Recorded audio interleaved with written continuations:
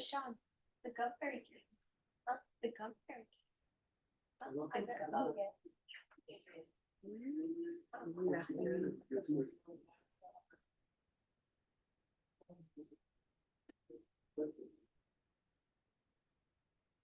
She needs to find a card.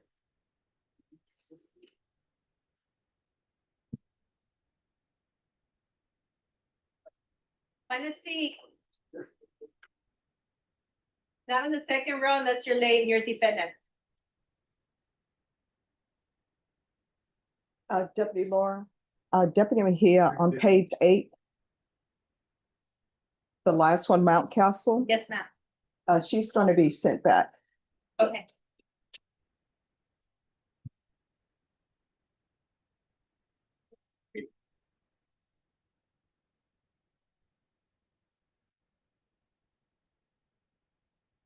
So she's being sent back because one, her attorney's in trial in another court.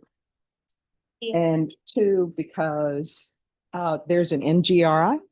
So NGRI stands for not guilty by reason of insanity. So a doctor examines you, you have competency. Competency is basically your current mental state. Sanity, your mental state at the time. Yes. Yes, see, yay. So a lot of people think when somebody's found not guilty by reason of insanity, that means, oh, they're just getting a pass, but it's not. They're placed on sort of like a form of probation. So if you're found, let's say you're found not guilty by reason of insanity and it's for a murder case, right? Then you will be monitored for whatever the range of punishment is for the offense. So if it's a murder case, then you're going to be monitored for life because the range of punishment is 5 to 99 years or life. If it's a second-degree felony, your range of punishment is 20 years. So you're going to be monitored for 20 years. And there's no, oh, let's release them early. No, you get monitored for that full length of time. Insanity is basically you don't know right from wrong. You don't, yes. So it's completely different. And what I can tell you is competency, insanity, those are all legal terms. Technically, they're not medical terms, but they're not. Yes, but in the mental health realm, they really don't have a diagnosis of incompetency. That's all legal. And so they become versed in what competency or incompetency means by a legal standard or what sanity means by a legal standard. But sanity and incompetencies, that's not really medical terms. Those are just criminal legal terms. Yeah. Right. So, Deshaun, I'm getting towards the good part of my book. It's the intrigue that is happening. It's a nail biter. I'm trying to get the requisite amount of sleep that I need, which you know is at least 10 hours. Didn't happen last night. Couldn't put it down. Oh, I could not. I need to see what, you know, I can't leave on a cliffhanger where, you know, somebody's hiding and they're waiting to see if the assassin's going to find them. But look at your reading, Judge. For deferred jurisdiction and community supervision, so one, you can not early. No, you can actually be early terminated on community supervision or deferred adjudication. Deferred adjudication is just that if you successfully complete it, it's not listed as a conviction on your record. Community supervision is a conviction on your record. And so both deferred adjudication and community supervision, they're forms of probation. So you have a probation umbrella, and underneath probation, you have community supervision, which is a conviction.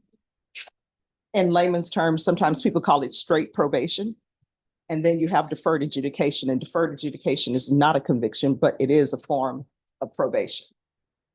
But when one goes so this can do if you receive after you pay. not necessarily, it depends on the offense. Yeah. And but I will tell you, a lot of companies have gotten around that, because when I first started practicing, you could fill out an employment data sheet and they'll ask you, have you ever been convicted of a felony? And you could say no, because you haven't, you got deferred adjudication. Well, I think companies started finding out about that. So now they'll ask you, have you ever been arrested? Have you ever been on any type of probation? So. Yeah. All right, everyone, I'm going to call the docket. When I call the docket, if you can stand, you need to stand and let me know you're here. Otherwise, I'm assuming you're not here and a warrant may be issued for your arrest. And a jury will be called up at 11:30 for those cases that are not resolved. You will have your jury trial today. Francisco Yanez III. Thank you. Daniel Joseph Berlanga. Yemi Del Angel, custody. Arturo Calvillo. Jesus Alanis, custody. Brandy Mendoza. Thank you. You need to take your hood off. Christopher Sanchez, custody. Jonathan Estrella Rodriguez. Jonathan Estrella Rodriguez. Eric Mason, custody. Christopher Fields. Julian Tovar, custody. Jacob Rodriguez, custody. Charlie Marquez. Good morning, thank you. Laura Cruz. Thank you. Valina Page. Valina Diane Page, custody.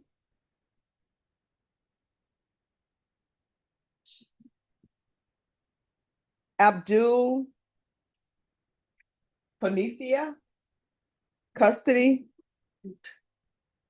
Terry Talent, custody. Dakota Dirk. Dakota Renee Dirk.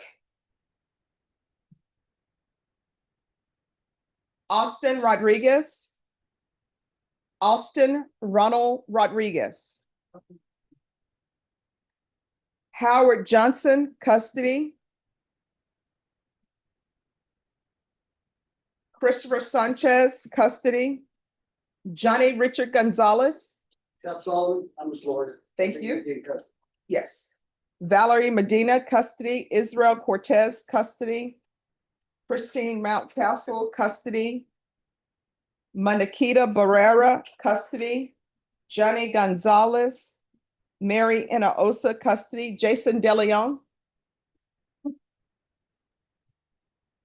Gary Aragon. Gary Dean Aragon Jr.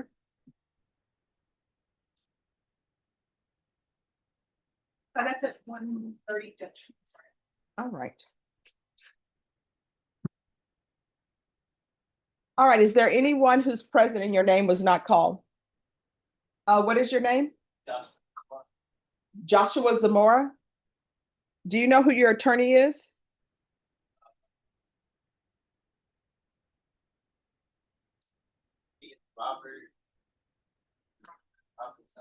All right, just a moment, we'll get with you. Anyone else who was late or your name was not called? All right, attorneys confer, and if your attorney's not here, you need to call them on the phone and let them know to be here because the jury is going to be waiting outside. All right, everyone, please confer. Mr. Zamora? Joshua Zamora, come over here, sir. That was. Zamora, Zamora, come here. come here. Used to be a chain. Laura, he's shy. Naked, come on. they're naked. That's how you kill the drone. Sorry, over here, you're in the wrong court. I might have said 187. No, you're in the 437, and your other cases will be transferred to 437. Do you have a still a pending case in the 437? Your trial date is on December 11th, the 437. Easier. The 3 other cases, Yeah, those yeah. cases are gonna be transferred to that. Okay, so do I go there now? No, you don't need to go there now, proceed. You don't have to wait until, Yeah. December 11th. Okay, thank you. You are.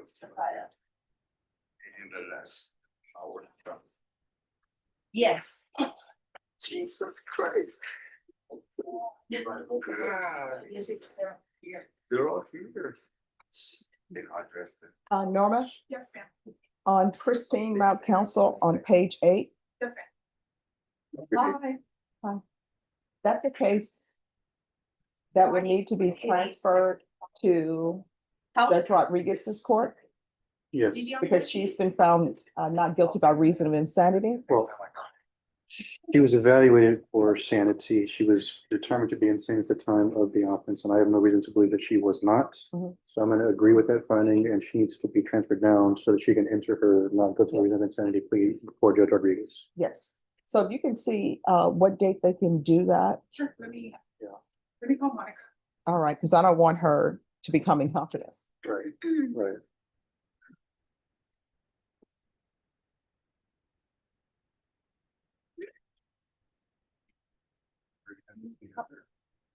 Whenever that happens. It's a Dutch call, so then- Oh, go ahead. But not it does.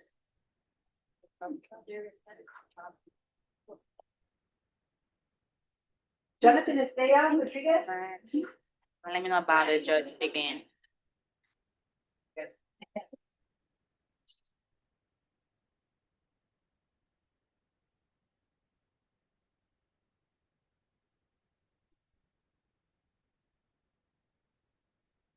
Jason Fidel.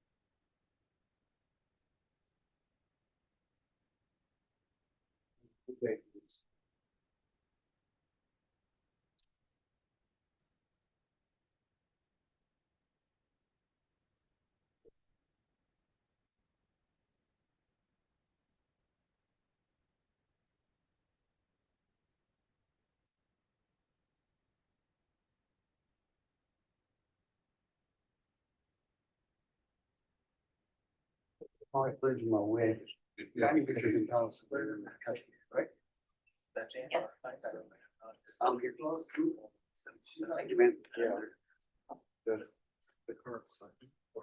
Thank you. No. Is the hospital still? Okay, that's fine. That has to.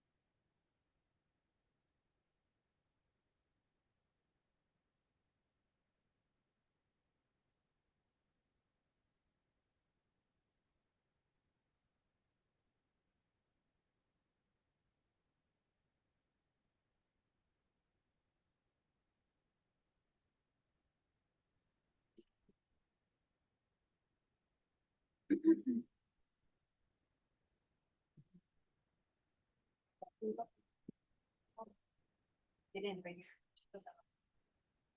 Okay. Thank you.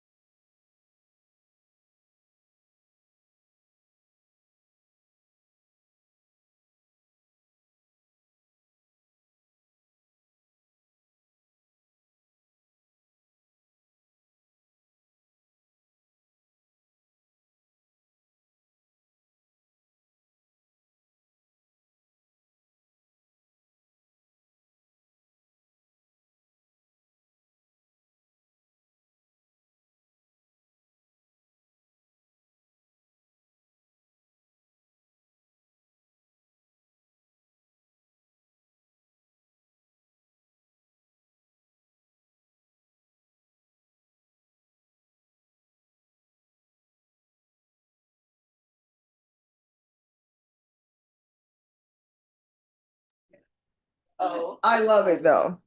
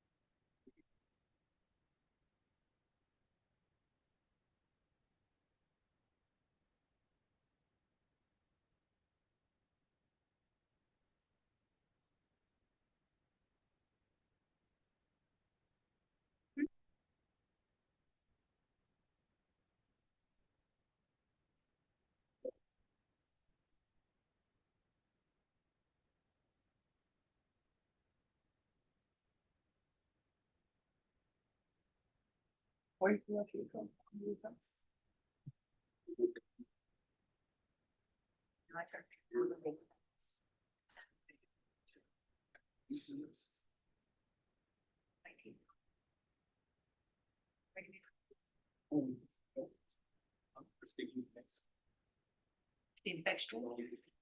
Where did you go?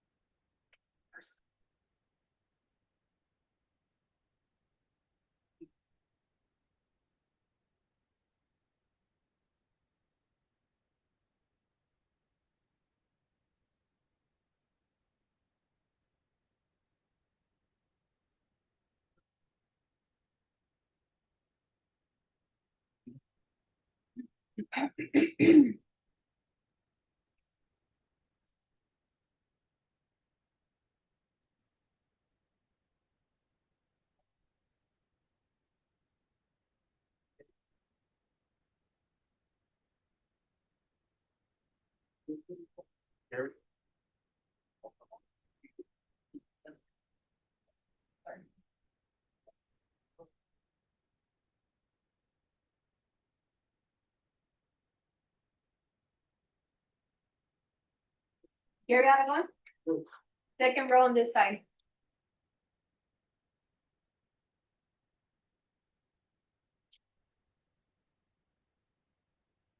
Pat. Is it for you?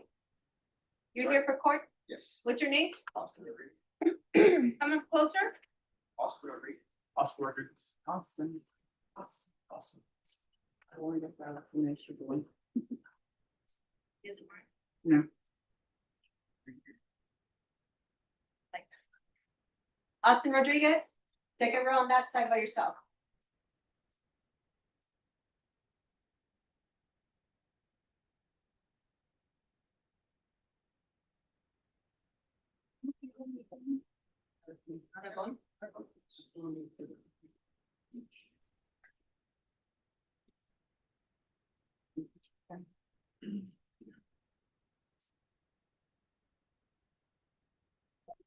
Yes.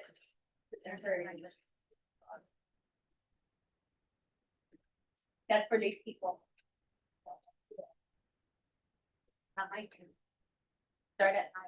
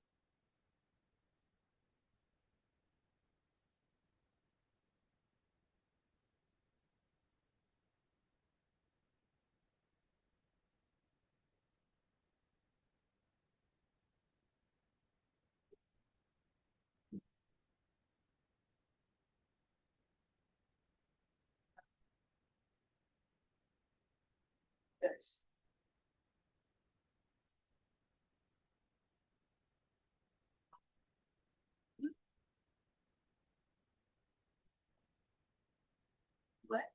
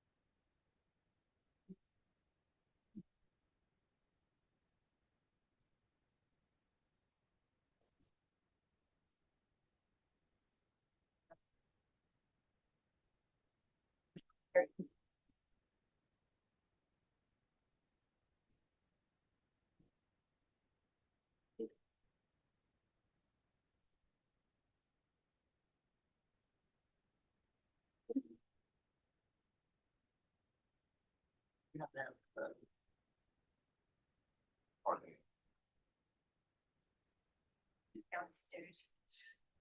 For her. Up to. Okay.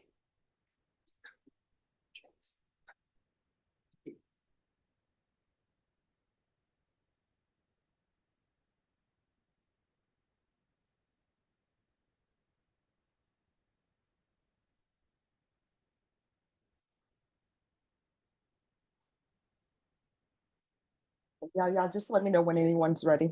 Yes, sir. And Norma, you can make sure a jury's called up. Yes, ma'am. They're coming up at 11:30. Judge. All right, thank you. 75.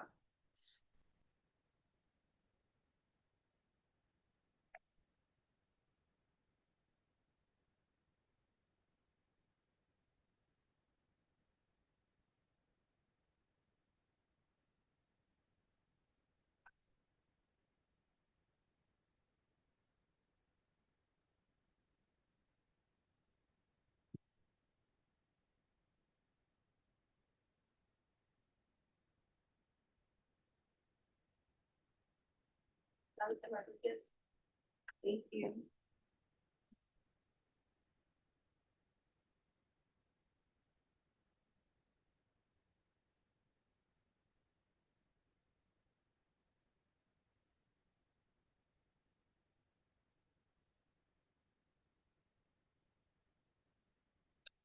Dakota Dirk.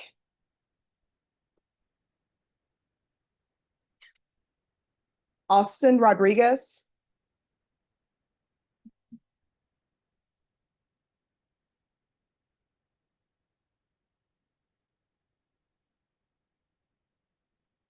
Gary Aragon.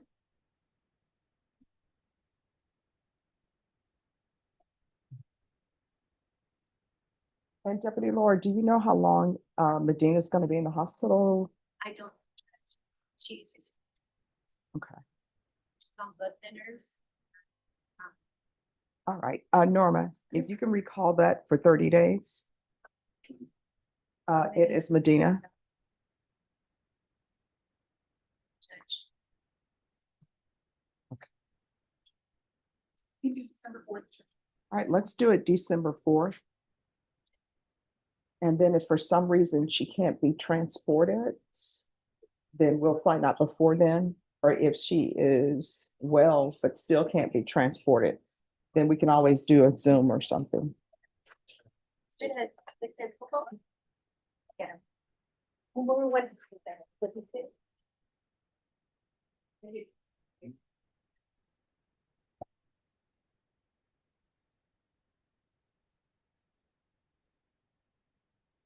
Oh, and were you able to get a date for the, Not yet. She's gonna check the calendar. They were. okay, I did send her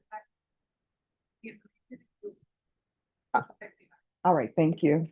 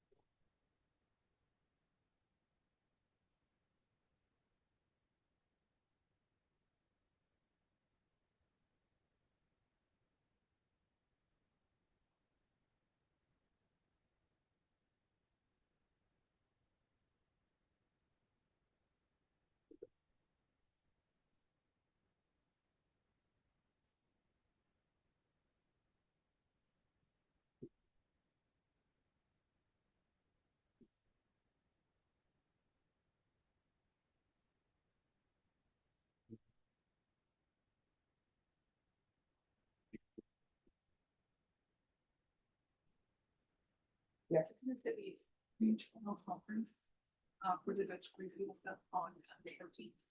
Of November? Yes. Okay. For next week, and then he's gonna let us. All right, so let's recall this then here for the last week in December. December 18th.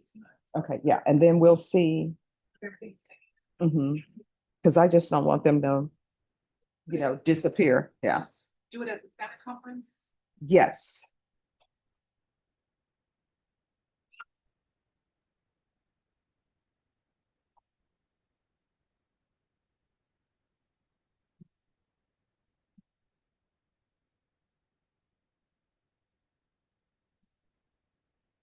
Dr. Karen, please.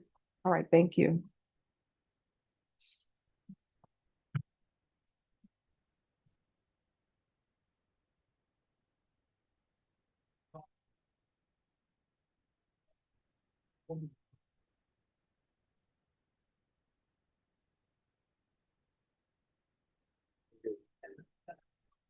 And who is the plea on? Terry Telton on page 5.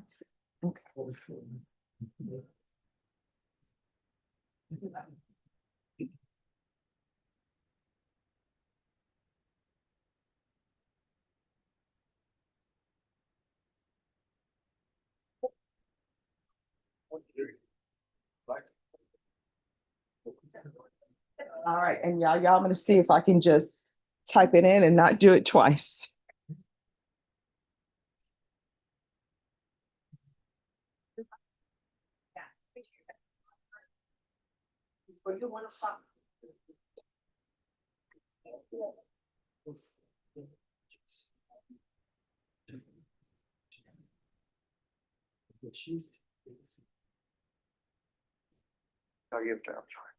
It's an MTR. Oh, and I'm gonna call that number today. Yeah, and see, the reason why I didn't is because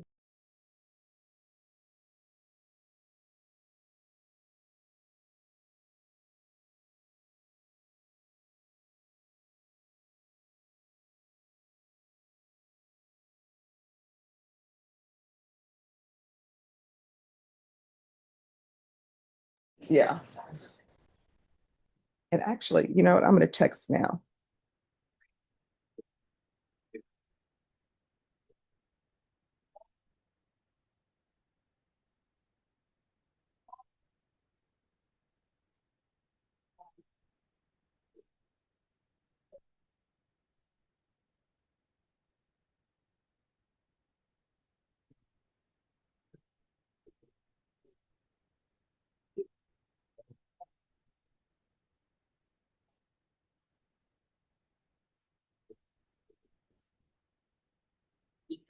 We'll see.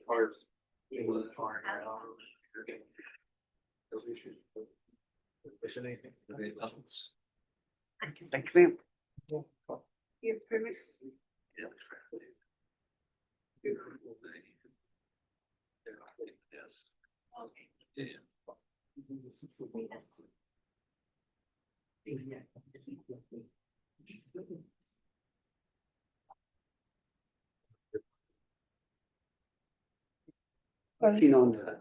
You know, I haven't shaved and my face looks bad. I had to have some skin removed from my face, so I should be here shaved. Oh, no, I'm you not. look great. Well, it's because of this.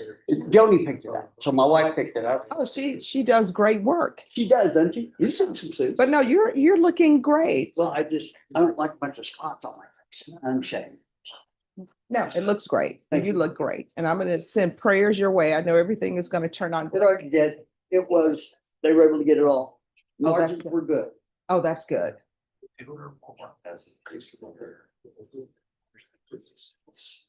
Thank you. Big names. Oh, yeah, has he been sworn in? Right here, Judge, give me just a moment. Um,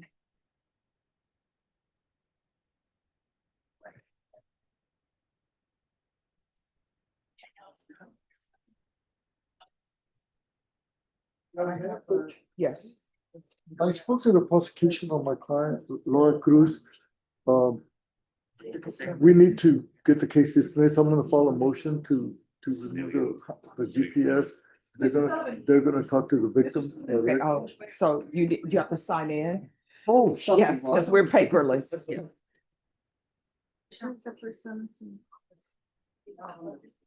I put the wrong case in, I'm sorry. Okay, what are we here on? A law possession. Here's what happened, here's what, when I looked at my dates for today, that one didn't fall on the regular list. So I'll just need to put that with a different case number. Because this one, I'll write it up. this one here is the one that we have as the Tracy. Okay, so I need, but you need a, Mr. Broback, we'll get with your client as soon as your client is sworn in, we'll take him up, okay? All right, I'm just waiting for them to swear him in. that's correct. I'll need to work that on the waiver. Well, here's, okay, so this is the thing about the tenants, and I'm gonna need some witnesses. Sean, can you be my witness? What about the tennis? No. So I was told it was on Mondays, Yes. but then somebody told me Thursdays. Thank you, ma'am. Monday. But I got a private lesson only for both of you. Okay, so when? We need to set it up when you all are available. I had it set up last Monday. Okay, With Yes. Pablo Ors, he's the best in town. okay, so we are going to do it. And Bashan and I are gonna come up with a date and we're gonna do it. We're just gonna do it. We gotta do it like soon because it's cold outside. That's the best time to do tennis. Yeah. We want the hottest day possible for you. I don't want the hottest day. Okay, we're gonna do it soon. Okay, let me We're gonna do know. it no later than next week. Why not? Yeah. It's a good way to get rid of your stress. Yes. I remember growing up, we would do it and we would bounce the ball. We would play actually handball. We didn't know it was called handball at the time, but you know how you throw the ball across the brick? We would do that. And then we would play tennis and we would actually play tennis in the street. A Yeah. lot of people start against the backboard. The great players in Europe start because the ball always comes back. Oh, yeah. Yeah, the backboard. That's why I like. Nice. I'm going, today I'm going up, just there's a tournament in Austin, professional women's tournament. Oh, Again, wow. Yeah, so I'm meeting with the top Czech players. She just won the NCAA, so we try and get her to come down here in clinic. Awesome. Yeah. No, let me just tell you, I love tennis. Before my friend passed, our plan was to go visit every major tournament, Yes, So, yes. okay, so this is Johnny Gonzalez. Where's Talton? I haven't sworn him in yet. Okay. All right, they're gonna swear him in, then we're gonna take it up. Okay, I apologize. no problem.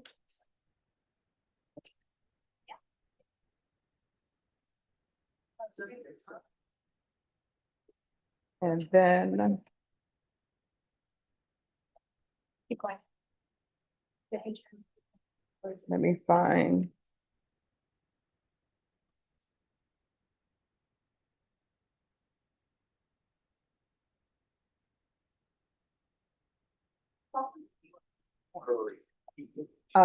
Laura Cruz.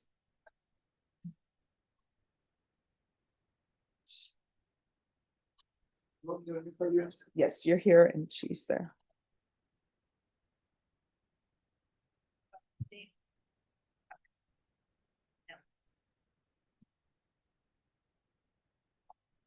All right, so where are we on discovery? I believe he has. Okay. And were you able to tender an offer or no?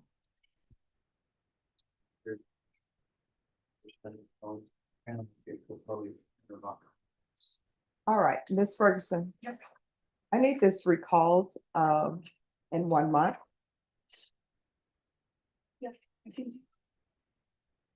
Early December, please.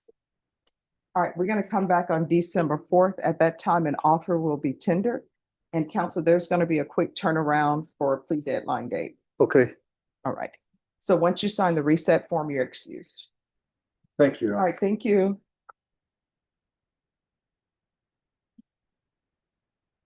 Oh, and council, if you all can do an acknowledgement of discovery then before you leave. Okay, that's fine. All right, thank you.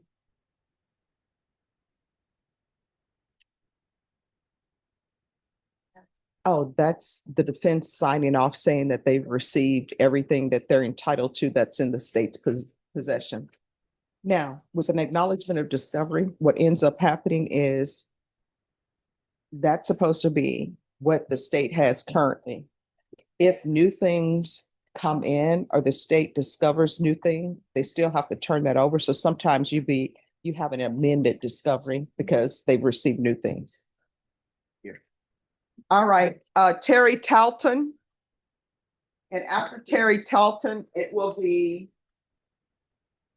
Johnny Gonzalez. And probation, there's no application, is that No correct? application. Right, thank you. Yes, I did.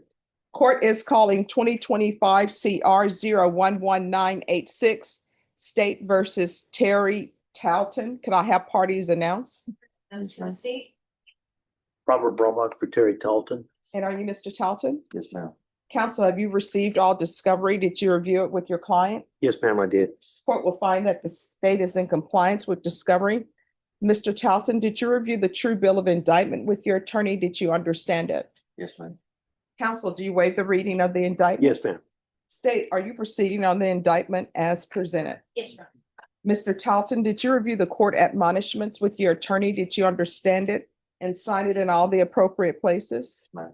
You're charged with possession of a controlled substance, penalty group 1, less than 1 gram. That's a state jail felony. The range of punishment is anywhere from 180 days up to 2 years in the state jail facility and up to $10,000 fine. If you have a plea with the state, the court does not have to follow your plea. If for any reason the court does not follow your plea and gives you more than you bargained for, the fact that you entered a plea will not be used against you and you will be allowed to withdraw your plea. Did you understand? You have a right to jury trial, a right for you or your attorney to cross-examine and confront any witnesses the state would call, and the right to remain silent. Did you understand by entering this plea, you were giving up those rights? And did you intend to give up those rights and enter into a plea in this case? Yes, ma'am. Counsel, has your client been able to provide you with any defenses? Yes, ma'am, yes. Do you believe he has a rational as well as a factual understanding of the charges against him? Yes, I do. Do you believe he's currently competent and was legally sane at the time of the offense? He's mentally competent. Mr. Talton, has anyone threatened you, coerced you, or placed you in fear to get you to enter the plea? No, ma'am. Anyone promised you anything other than the plea? Are you satisfied with the way you've been represented? Yes, ma'am. If you're not a U.S. citizen by entering into this plea, you will be deported, denied naturalization, and re-entry. Did you understand? Court will find that defendant has knowingly and voluntarily waived his right to jury trial. Did you review the plea bargain page with your attorney? Did you understand it? Yes. According to the plea, punishment is to be assessed at 180 days in the Bexar County Jail under 1244.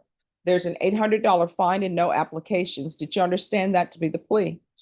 Defense, is that the plea? Yes, ma'am. State? Yes, Did you review the waiver of appeal paragraph with your attorney? Did you understand it and sign it in both places? By signing that, you're waiving your right to appeal. The only items that can be appealed are written pretrial motions that have been filed, heard, and ruled upon by the court. Did you understand? Yes, ma'am. Counsel, have there been any such motions? No, ma'am. Then to the offenses charged, how do you plead? Guilty, not guilty, or no contest? Good. State, any evidence? yes, Your Honor. State offer states exhibit 1 in all attachments. No objection. Your All Honor. right, state, you may be excused. Did you review the waiver and stipulations with your attorney? Did you understand it and sign it in all the appropriate places? Again, did you understand you have a right to jury trial, a right for you or your attorney to cross-examine and confront any witnesses the state would call in, the right to remain silent? Yes, ma'am. Did you understand that today the state will be presenting evidence in the form of witnesses' statements and police reports, but most importantly, there'll be no live testimony? Did you understand? Court will find that defendant has knowingly and voluntarily waived and consented to stipulation of testimony and stipulations. Court will accept into evidence states exhibits 1 and attachments and review the same.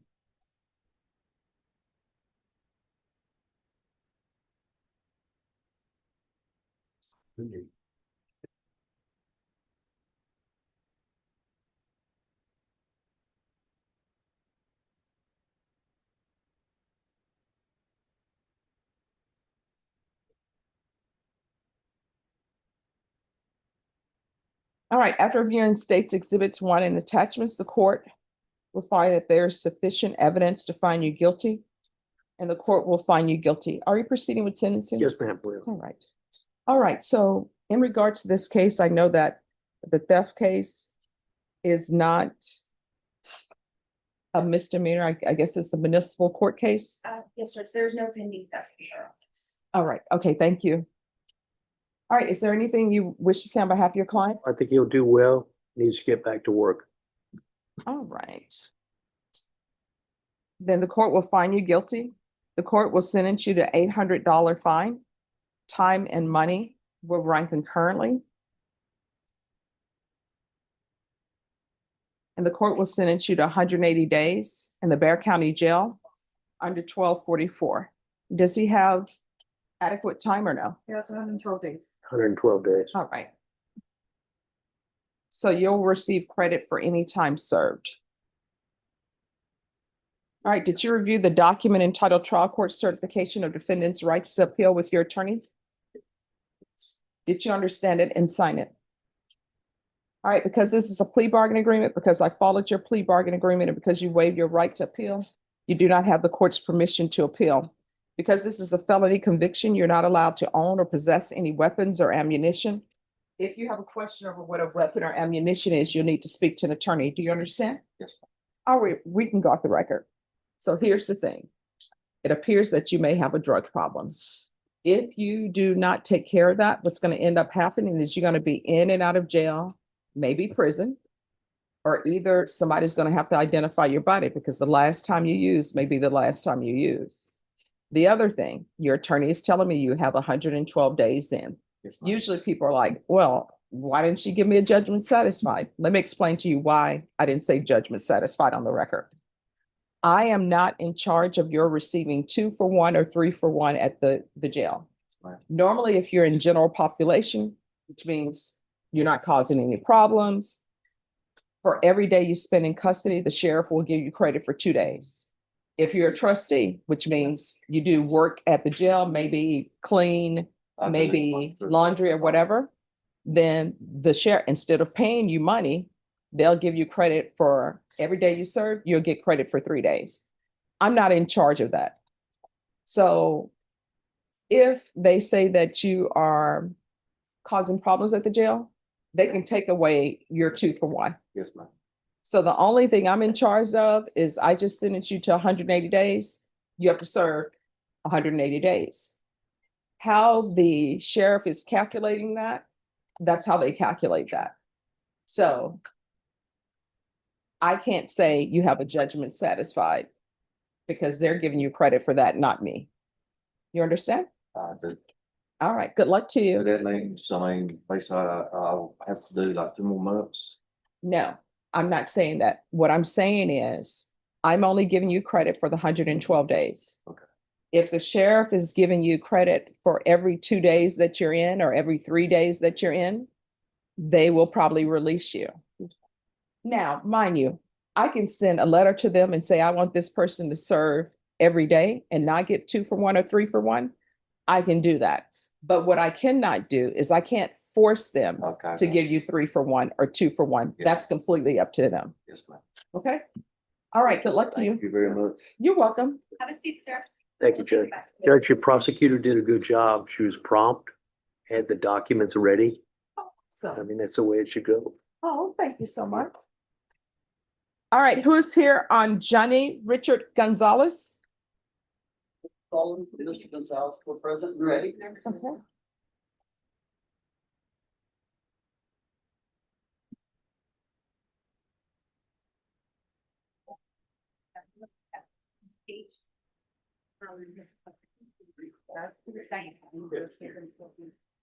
Let me just pull it up on the system.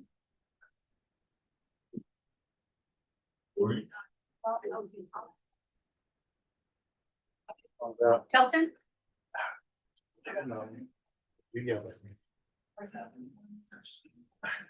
All right. Court is calling 2025 CR 010295 State versus Johnny Richard Gonzalez. Can I have parties announced for the record? Mr. Sullivan for Ms. I'm sorry, for Mr. Gonzalez. Well, the opposite state. Sorry.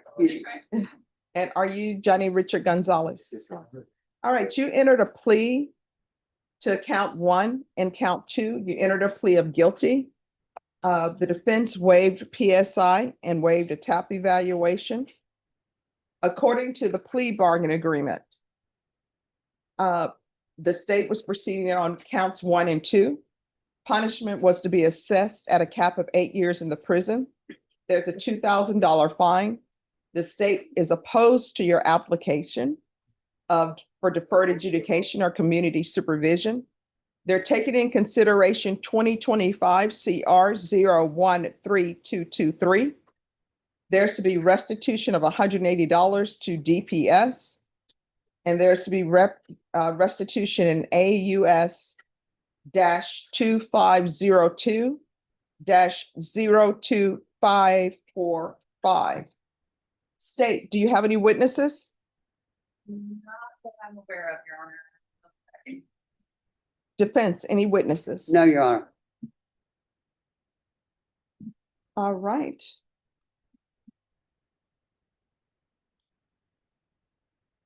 Then state you are opposed.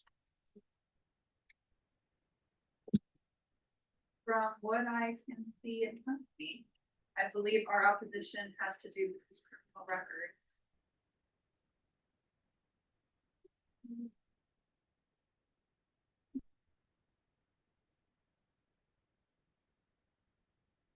Going to hand it over to Dan. All right, thank you. So if you'll announce for the record, please. All right, defense has informed me on this case. He has no witnesses.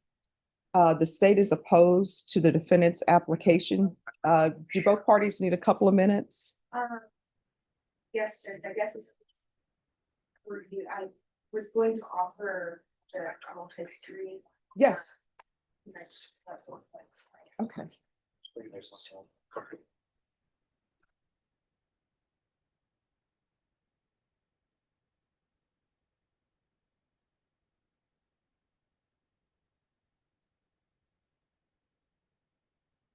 So at this time, to get our first one.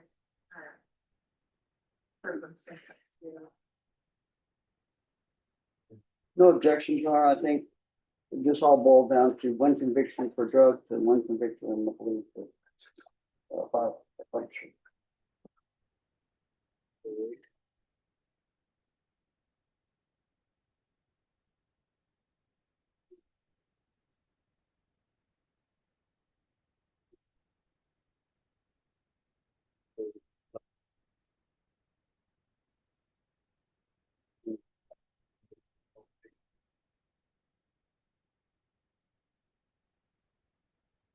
It's no problem at all. I'm comfortable.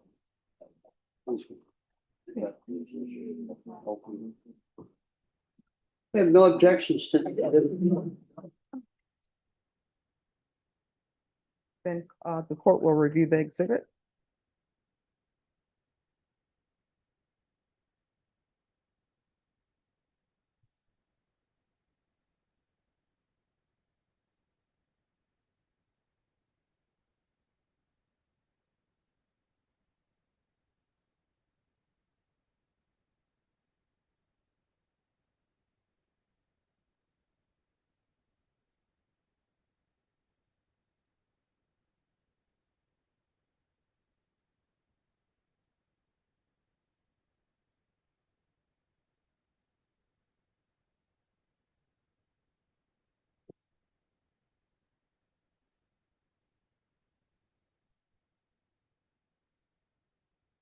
All right, defense, any witnesses or is just argument? Just argument, Your Honor. All right, you may proceed. Yes, ma'am. As I look at his history, he's got an issue and all of it seems to circle around drugs. The court did the thing I think that's helping him the most regardless of the sentence today, and that was he needed treatment. And he got treatment and he went to lifetime. I think it was 45 days there. And Your Honor, since that time, my understanding, the reason he was put back in jail was because he was having some issues with his bail bondsman. And the conclusion, and the only conclusion I can reach about him It's an excellent one, and that is the fact that treatment so far took on him. And we would submit to the court based on that, that this court consider probation and all the things that this court can use to make sure he performs well. Or in the alternative, this is a cap, sentence him at the lower end of the cap. And once again, this is because from what I can tell, lifetime took. And I know he's got a lot more work to keep it working. He's gonna have to have a day in day life where you fight drugs, and there's a program out for them. He needs to make a meeting every day for the next 90 days, regardless if he's in jail or out of jail. Thank you, Your Honor. Your Honor, you're asking that you deny the application since 8 years in prison. I think that the defendant's record is pretty clear that he had been given a chance previously for treatment, and not only does he keep possessing narcotics and controlled substances, but with felony convictions, he's also possessing firearms. And so as part of the plea deal, we did waive the habitual enhancement, and what was listed on the indictment is a 2017 conviction for possession with intent to deliver PG1 less than 1 gram, but in a drug-free zone. And then the second enhancement was for a 2020 felon in possession. And so I think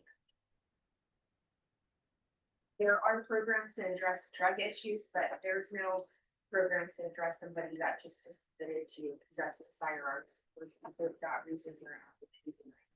All right, thank you. Is there anything you wish to say? Yes, ma'am. You want to raise your right hand? Do you solemnly swear or affirm the testimony you give will be the truth and nothing but the truth, so help you God? Yes, ma'am. All right, you can lower your hand, state your name for the record. Johnny Richard Gonzalez. All right, what would you like to say? I'd like to say that lifetime recovery helped me a lot because I didn't know how to deal with none of my past issues. I was self-medicating, and with lifetime recovery, I learned how to cope. I learned how to ground myself and process the situation, and now I know how to cope with it. And I would like to continue my life with the tools that I learned at lifetime. All right, state any questions? So, Mr. Gonzalez, back in 2024, when you picked this case up, and then you have the other case that was from 2025, you're aware of those 2 charges that you're here for today, correct? Okay, and so you would agree with me that the facts and circumstances of both of the cases are kind of similar, correct? Yes. And that you were operating a motor vehicle both times, is that correct? Yes, ma'am. And then both times you were asleep at the wheel, is that correct? Yes. And that's how the police officers make contact with you, correct? Yes, ma'am.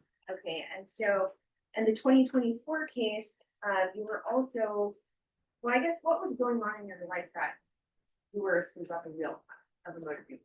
I was going on with family issues, and so I was self-medicating, and I was working as well. So I just didn't know how to cope with none of that stuff. And when you say self-medicating, what were you using to do that? I was using methamphetamines so I could still be able to work. And then in the 2024 case, and that case, you were also in possession of a floodlight, is that correct? The motor vehicle? Yes. Okay. And when did you complete lifetime recovery? Was that a part of your bond? It was part of a pretrial. Yes. And I don't remember the date I completed. And was that inpatient or outpatient? It was inpatient. Okay.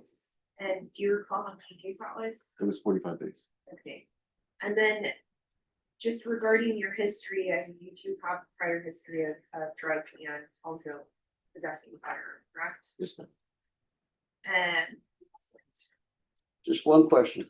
Mhm. You understand for the rest of your life, especially for the first 2.5 years, you need to make a meeting every day, sometimes more than one day. Yes, sir. That's the only way you know you can make it. Sir. Thank you. Pass the witness, Sean. All right, I have a few questions. Any objection? No.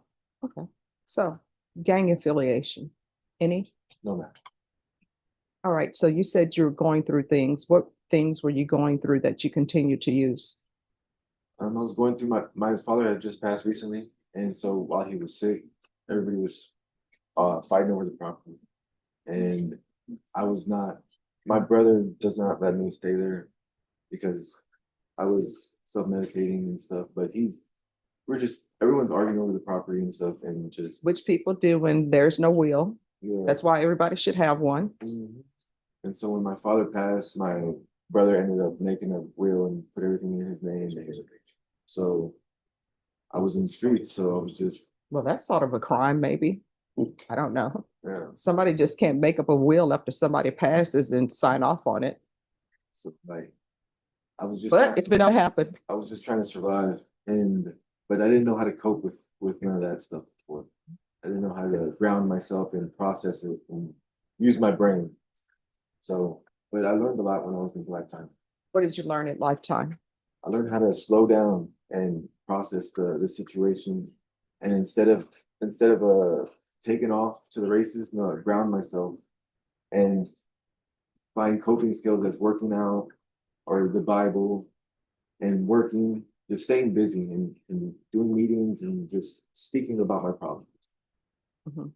Do you have any children? Yes, ma'am. What are their ages? I have a 15-year-old, a 14-year-old, a 9-year-old, and a 5-year-old. And have you been in their life at all Yes, ma'am. while you've been using? Unfortunately, it's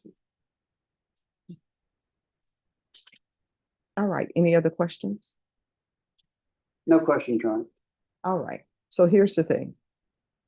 I'm gonna give you a choice. Some people I can give choices. Some people I can't give choices. Some people will come before me and they'll say, hey, you just gave this guy a choice. Why can't I have a choice? And I'm like, because you're charged with murder, you know. So I'm going to give you a choice. Here is your choice. One, are you deserving a deferred adjudication? Absolutely not. But I will give you deferred adjudication. And what I can tell you about deferred adjudication, the state is asking that your punishment be capped at 8 years. If you are unsuccessful at deferred adjudication, you will be looking at the full range of punishment. That's 10 years. Right? But I'm telling you, with deferred adjudication, you're going into inpatient treatment. You're either doing inpatient treatment or felony drug court. Felony drug court, they may or may not be able to accept you. We can see. But if felony drug court doesn't accept you, inpatient treatment, there's no coming back to me saying, Judge, it's taking too long for inpatient treatment, because that's where you would be going. Or this is your other option. I will find you guilty and I will sentence you to 5 years in the prison. Which do you prefer?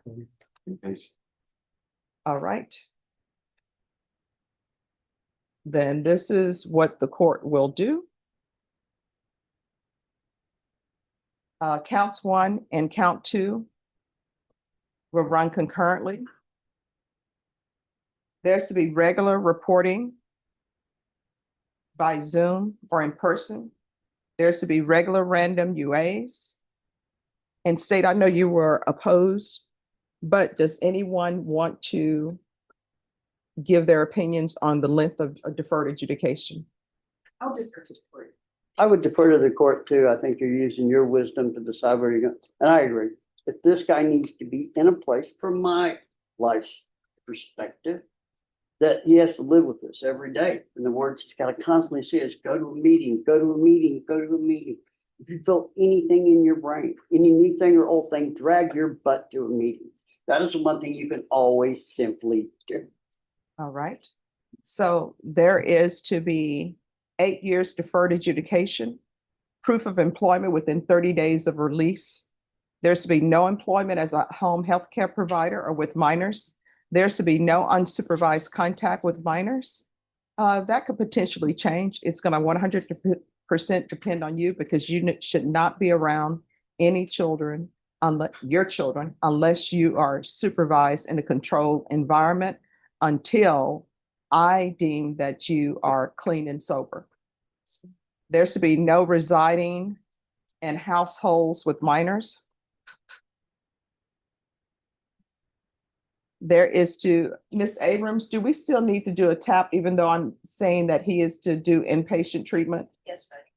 All right, there's to be a TAP evaluation in custody. Follow TAP after TAP, in custody, I want inpatient treatment. So there'll be inpatient treatment. I want a referral to felony drug court in custody. And of course, Ms. Abrams, this felony drug court accepts him. I would prefer for him to be in that program. There should be field visits 1 time per month until further notice. There's a $2,000 fine that will be probated. 200 hours of community service restitution. I'm going to order parenting classes. Once that's completed, 20 hours will be deemed satisfied. The remaining 180 hours, for every sober meeting you do, 100 hours will be deducted from your community service hours.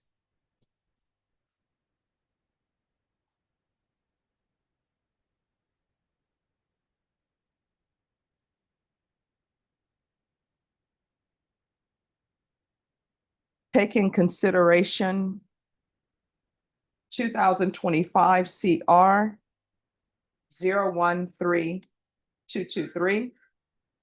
There's to be $180 restitution to DPS. State the cause number I guess this is AUS 2502 Yes, Judge. 02545. Is that different from the DPS?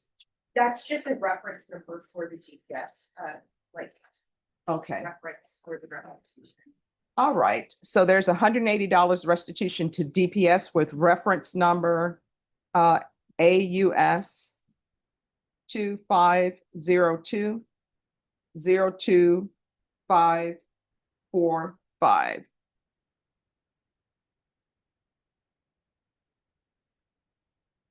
Probation, is there anything else that's needed? It's inpatient treatment you want. He needs safety.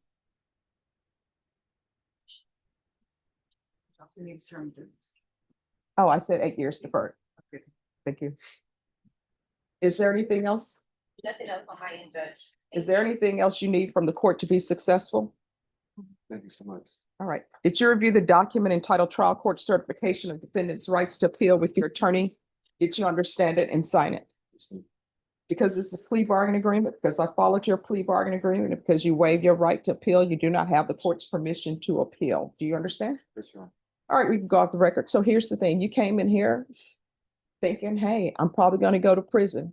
This is your chance to change your life. If you do not, what's going to end up happening is you're looking at 10 years in the prison on each of these counts. It'll run concurrently because it has to run concurrently, but that will be potentially 10 years away from your children if you mess up on that. And by the time you come out, some of your children will be adults and some of your children may be calling somebody else father, right? And if you don't want that, you need to change your life, because the last time you use may be the last time you use. You understand? And you now know, if you didn't know before, you're not allowed to possess any weapons. I know that sometimes people are going to go get drugs from certain places they shouldn't be getting drugs for, so they need protection. You can't do that. You're not allowed to carry a weapon. You're a felon. You understand? Is there anything else that you need from the court so that you can be successful on this probation? All right. So here's the thing. From here on out, everything that you do, you need to ask yourself, could this potentially result in me going to prison for 10 years? If the answer is yes, don't do it. If the answer is maybe, don't do it. And if you don't want to do it for yourself, then do it for your children. You should always do it for yourself. But if you don't think you're worth it, ask yourself, are your children worth it? You understand? And that whole conflict you have with your relatives, when you use, sometimes relatives get tired. It's like, we've invested this, we can't trust them anymore. So you're going to have to build up your reputation for trust and honesty with them again. You understand? All right. Good luck to you. No, I don't have the. All right. Thank you. All right. Thank you. And do you need the number? Okay. Thank you. Now be excused, Your Honor. Yes. Thank you. Judge, Yes. and confirm That was under cause number 25 CR 010295. Yes.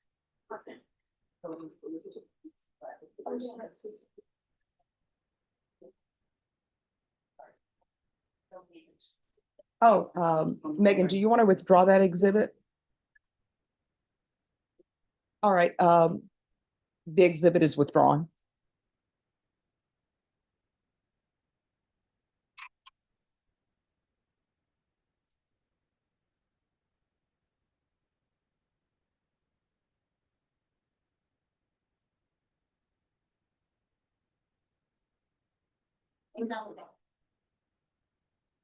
She's next to him. She's her bonnet. She's her. Yes. Did you say she's not bonnet? She's next to. Oh, okay. I said. She's going to be behind. She got bonnet. And then just had a bacon. Thanks.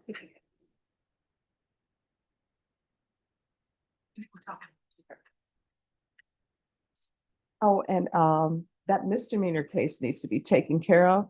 Yes, Judge. Okay.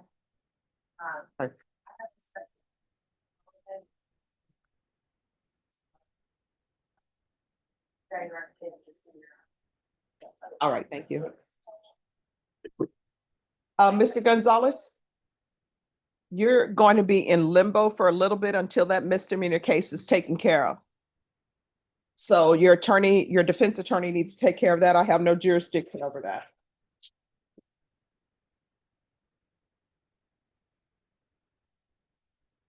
Thank you.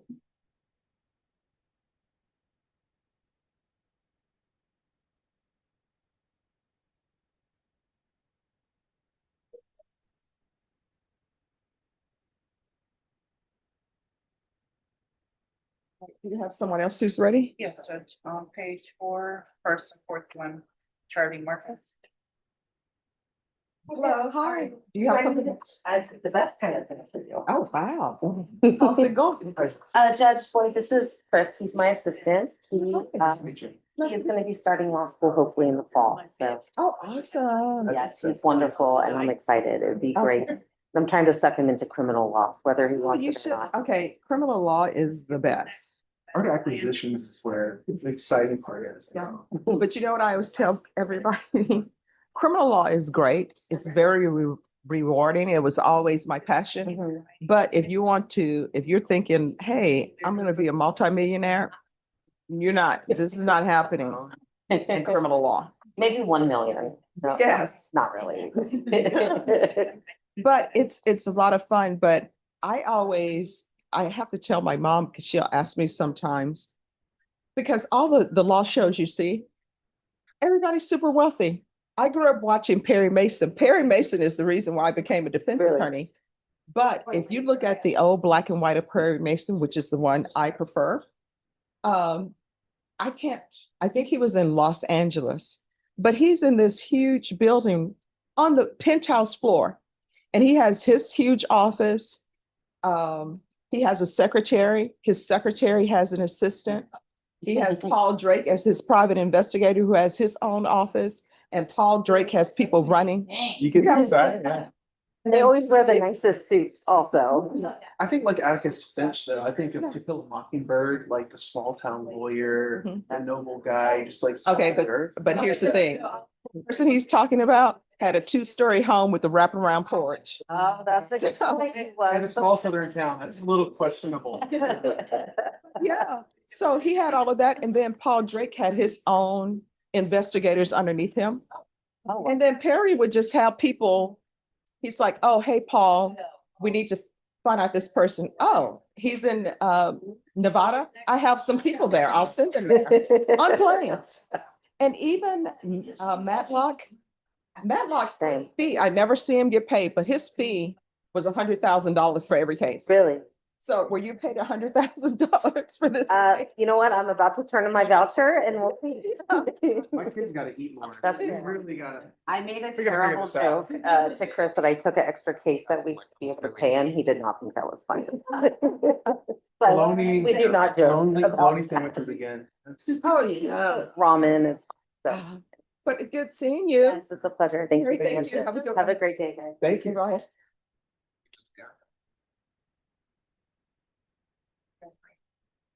Let me see what page he is on.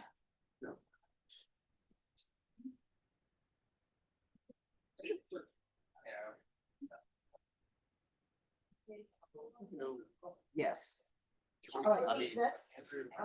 Page 4, first and fourth one. Charlie Marcus. Carly Marquez.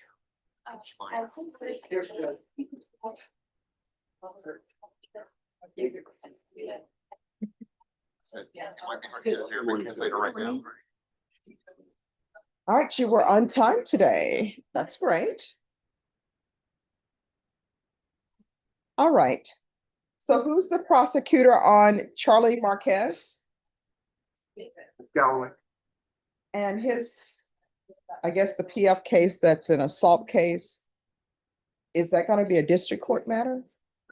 Yes, Judge. I've reviewed all of the cases myself, and these have been offer for myself as well, cases that I believe will have some additional investigation. I would like to kind of document before they were. All right, Ms. Ferguson. On Marquez, I need a plea deadline date in December, please. Yes, I can do. All right, your plea deadline date is gonna be December 8th. At that time, you need to let the court know whether you've reached an agreement or not. If you have not reached an agreement, your next setting will be a jury trial. Do you understand? Yes. All right, thank you. Judge, on the 8th, I have a seminar that morning. Okay. You just would need to know if we have an agreement. Well, now let me do this. So you say your Out seminar on is, the 8th and 9th. Yeah. I'll be. all right, Norma. Recall this for December 11th. Defense counsel said he has a seminar. All right, once you sign the reset form, you're excused. Thank you very much. You're welcome. Oh,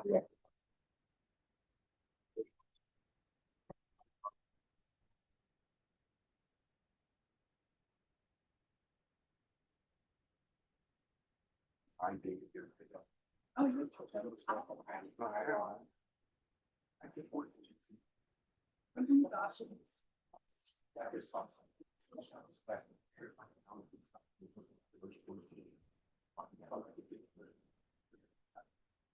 All right, who's ready? It's just so you know, the discussion that was on page 3.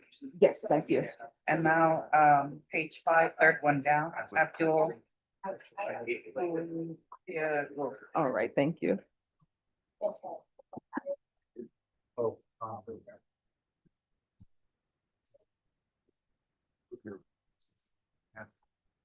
All right. Who's here on Go? All right, if you have your client come down, please. Hi. Good morning.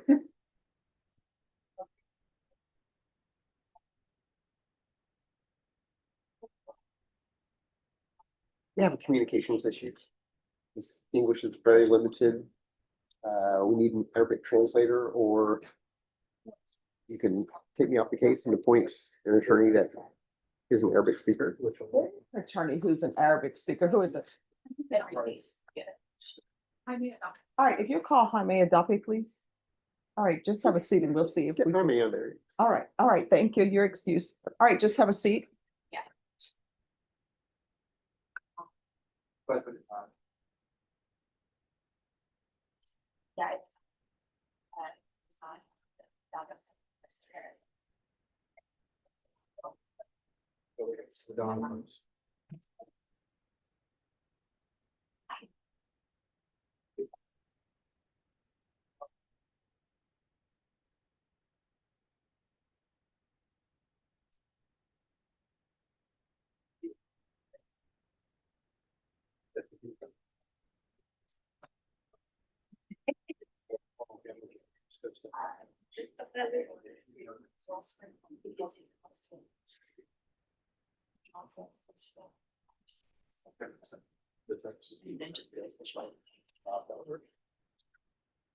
All right, anyone else ready? All right, thank you.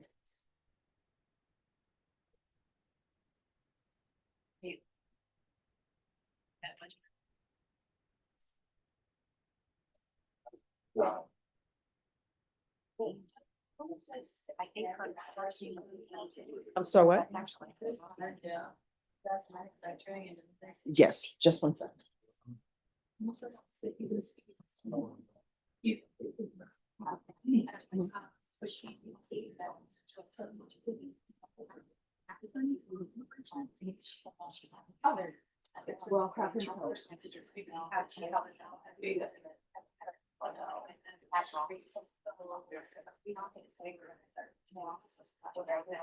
David?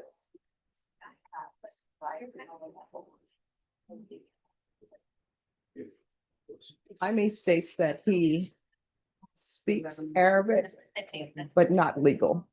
So there is an attorney with the MAC who speaks Arabic. Okay. And so they'll come down and help you. All right, thank you.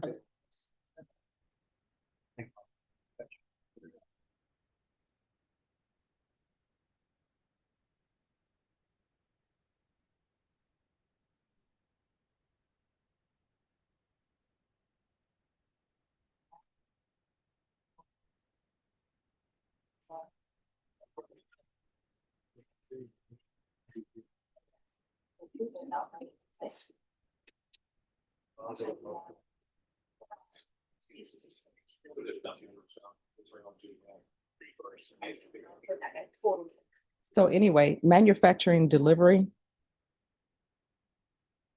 Usually what ends up happening, depending on what the weight of a drug is, people will say it's manufacturing delivery. Sometimes it's not. Sometimes if you review everything, it's personal use, right?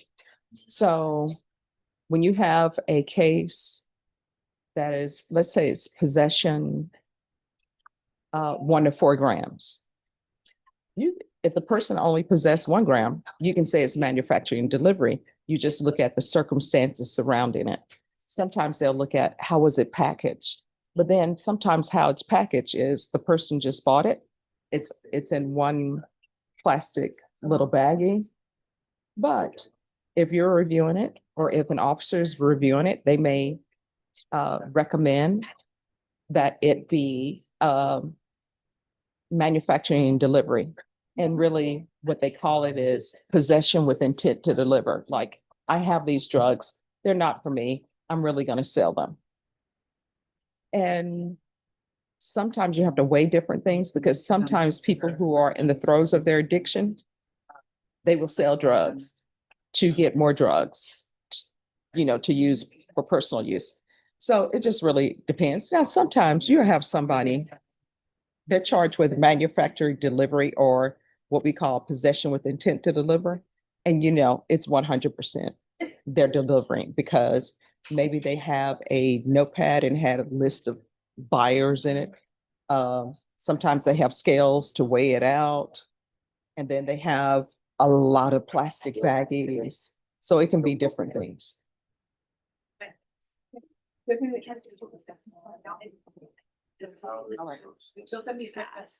All right, thank you.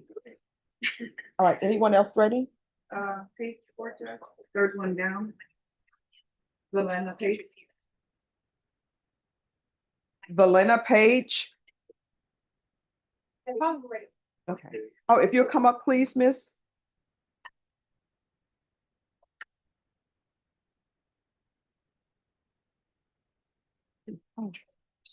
Good morning. Good morning, how are you, ma'am? I'm doing great. How are you doing? Fine. Okay, let me see what's happening in Odyssey. All right, so on this case, where are we on discovery? I'm still missing some body cams. I'm gonna bring him a USB. I'm gonna bring the state a USB. Okay. Their footage to do this, they just, so I'll download them onto this.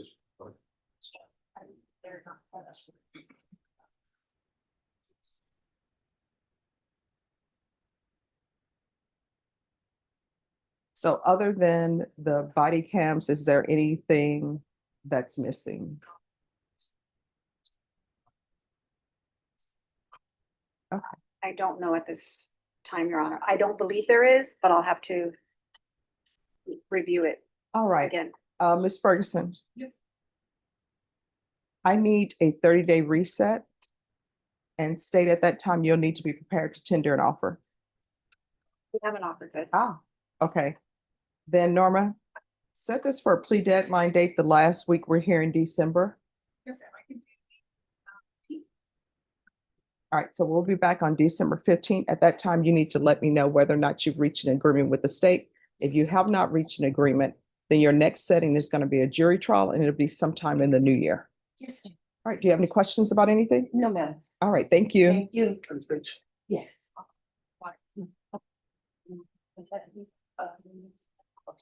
Anyone else ready? Yeah, ma'am, no.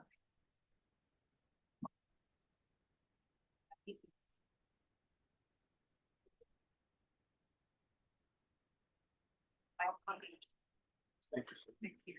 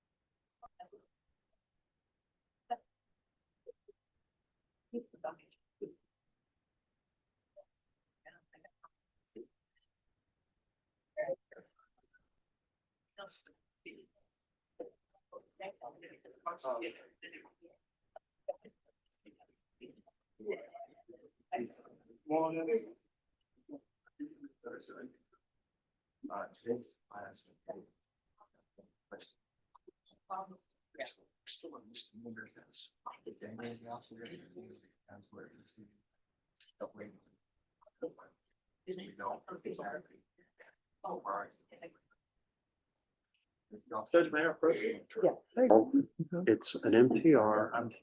This is his first MTR. With the prosecution and the probation department, we've come to an arrangement where the MTR will be withdrawn. He's gonna be doing sober support. He has the portable alcohol monitoring device.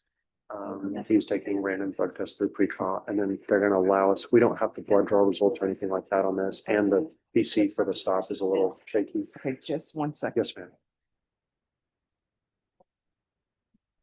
So we're gonna do an alternate amend to include the sober support. And So is he here? he's not in the courtroom. All right, are you able to have him zoom in? I'm able to have him in the courtroom in just minutes. Oh, yes, have him come in. Okay. Do you think we can get that done? Oh, I think we can. Probation, can we get this done? All right, let's do that.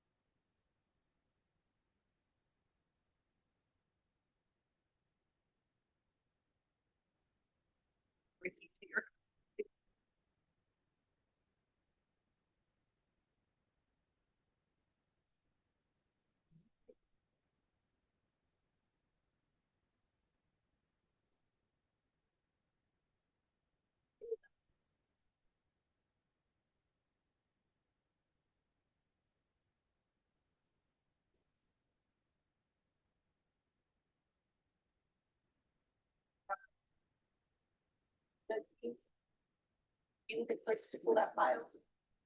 No, because we're going paperless, so.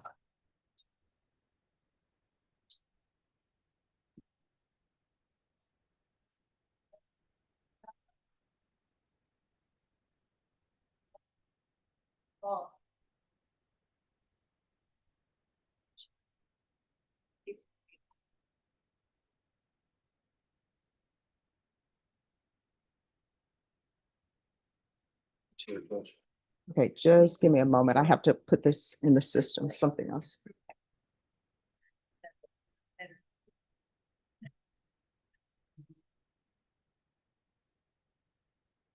We want me to approach with this now, or Yeah, because they don't have anything.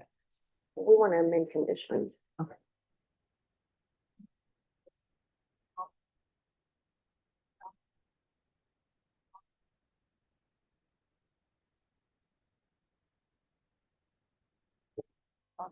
So I don't know how that works.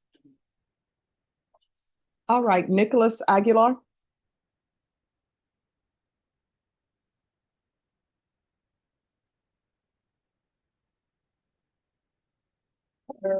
Morning. All right, so you're not doing well on probation, right? I had a hiccup, yes. Well, people can call them hiccups, but this is what I want to tell you. What you're on probation for, you're looking at potentially 20 years in the prison, right? So in this court, your attorney will tell you, in order to be successful on probation, communication is key. And the conditions I give people, they're all designed so that they can help them be rehabilitated, and I don't have to see them anymore unless they're coming back to tell me, hey, I've done great. Will you let me off of probation early? You understand? I understand, Your Honor, yes. So my understanding is that with the motion to revoke, the state you're withdrawing it, Yes, Judge. going to withdraw and after discussing with defense, we wanted to alter and amend condition as well. To add intensive outpatient as well as civil support movies 3 times per week. So are you currently taking sober support meetings? I go to Club 12 once a week on Sunday currently. And is that working for you? Here's the thing. I'm inclined to sign the motion to withdraw the MTR. But in order for me to do that, and this is why I wanted to talk to you, and I'd like to talk to people, you've got to figure out, because I can't do meetings for you. You got to figure out what you need to remain clean and sober. I think more meetings will help, Your Honor. More meetings? Yes. So how many meetings do you think you need per week? 2 to 3, I think will be okay. All right. So probation, on this one, I'll alternate amend conditions to include IOP. And counsel, it's not recommended at this time, but I am going to let him talk to the people at felony drug court, because they may give him some ideas to help him maintain his sobriety, or he may talk to them and decide that he wants to be in felony drug court. So I want him to, do I still need to do that as a referral? All right, so I'm going to do a referral to felony drug court, but it's really for him to get educational awareness. Thank you, Judge. So it'll be a referral to felony drug court, and you're going to do sober support meetings 2 times per week until further notice. If you feel you need more than that, then that's on you to do more. But you need to do a minimum of 2. And the reason why I'm saying that you have to do that, because I was going to do 1 per week, but you're telling me what you need, and what you need is 2 to 3 times per week. So it's going to be 2 sober support meetings per week at a minimum, alternate amend to intensive outpatient treatment, and a referral to felony drug court. If felony drug court is a better fit for you, and you know yourself better than I do, then I'm going to recommend that you choose felony drug court. You understand? I do. All right. Is there anything else? No, thank you so much, Judge. Thank you, Your Honor. Really appreciate. Oh, and we need to withdraw the warrant. Oh, I will take care of that. Perfect. Thank you, All right, Judge. thank you. I appreciate it. All right. Judge, who is this? Oh, I'm going to give you the docket. Just give me a moment. Here you are. Yes. Sorry. Sorry for the warrant. Thank you for.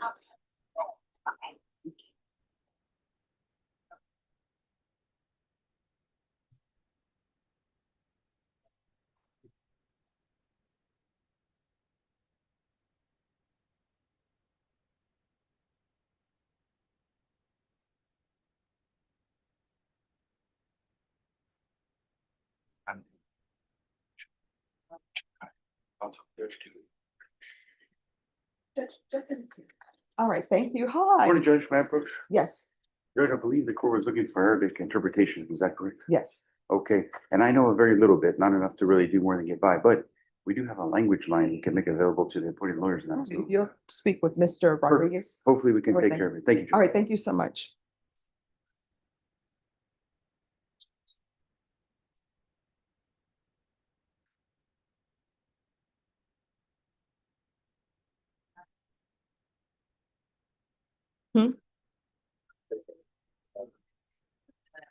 Oh, no, we will always find a translator. There is no, we can't find a translator, because you must find a translator, because all of these documents are in English.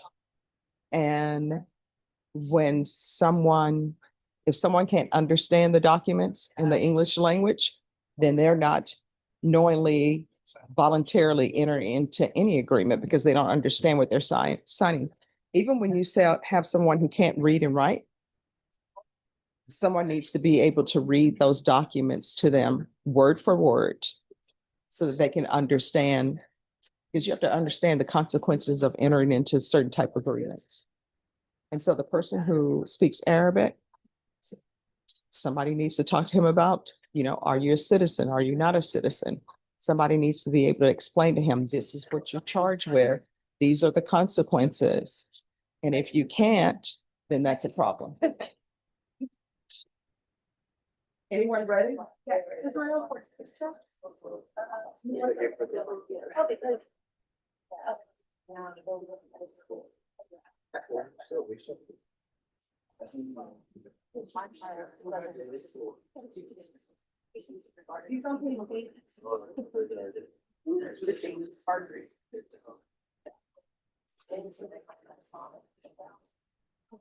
There you are.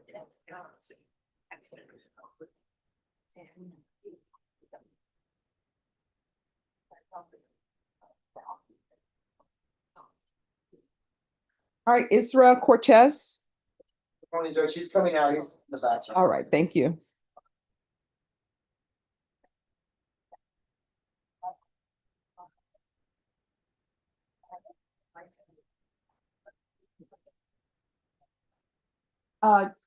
Mr. Cabanas, That's right.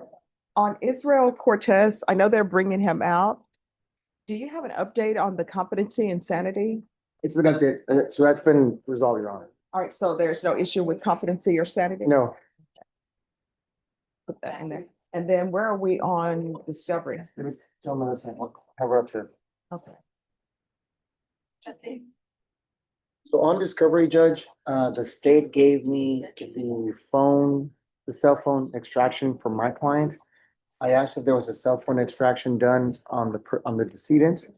And we just confirmed that they tried to do it, but they were unable. Mhm. And so if they don't have it, I guess they don't have it. And so it looks like we have everything we need as far as discovery compliance from the state. Okay. So if you all can do an acknowledgement of discovery. Now, here's my next question. Has an offer been tendered or no? I believe Jason gave him an offer before I got here. Yes, Judge. All right. So we can do a plea deadline date for late December. Okay. All right, Ms. Ferguson, if you can do a plea deadline date on this one for the last date in December, I can do the 15th. is that good for you? Yes, Your Honor. All right, so plea deadline date will be December 15th, and if you all can get the acknowledgement of discovery from me. Yes, Your Honor. And I think they brought your client out. Okay. Israel Cortez? He's here, Judge. Oh, okay, I didn't see him. Oh, just have a seat, sir.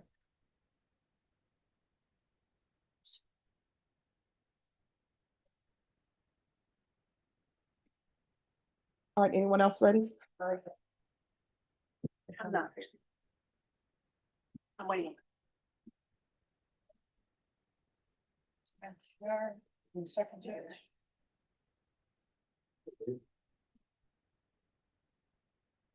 Page 9, third one down.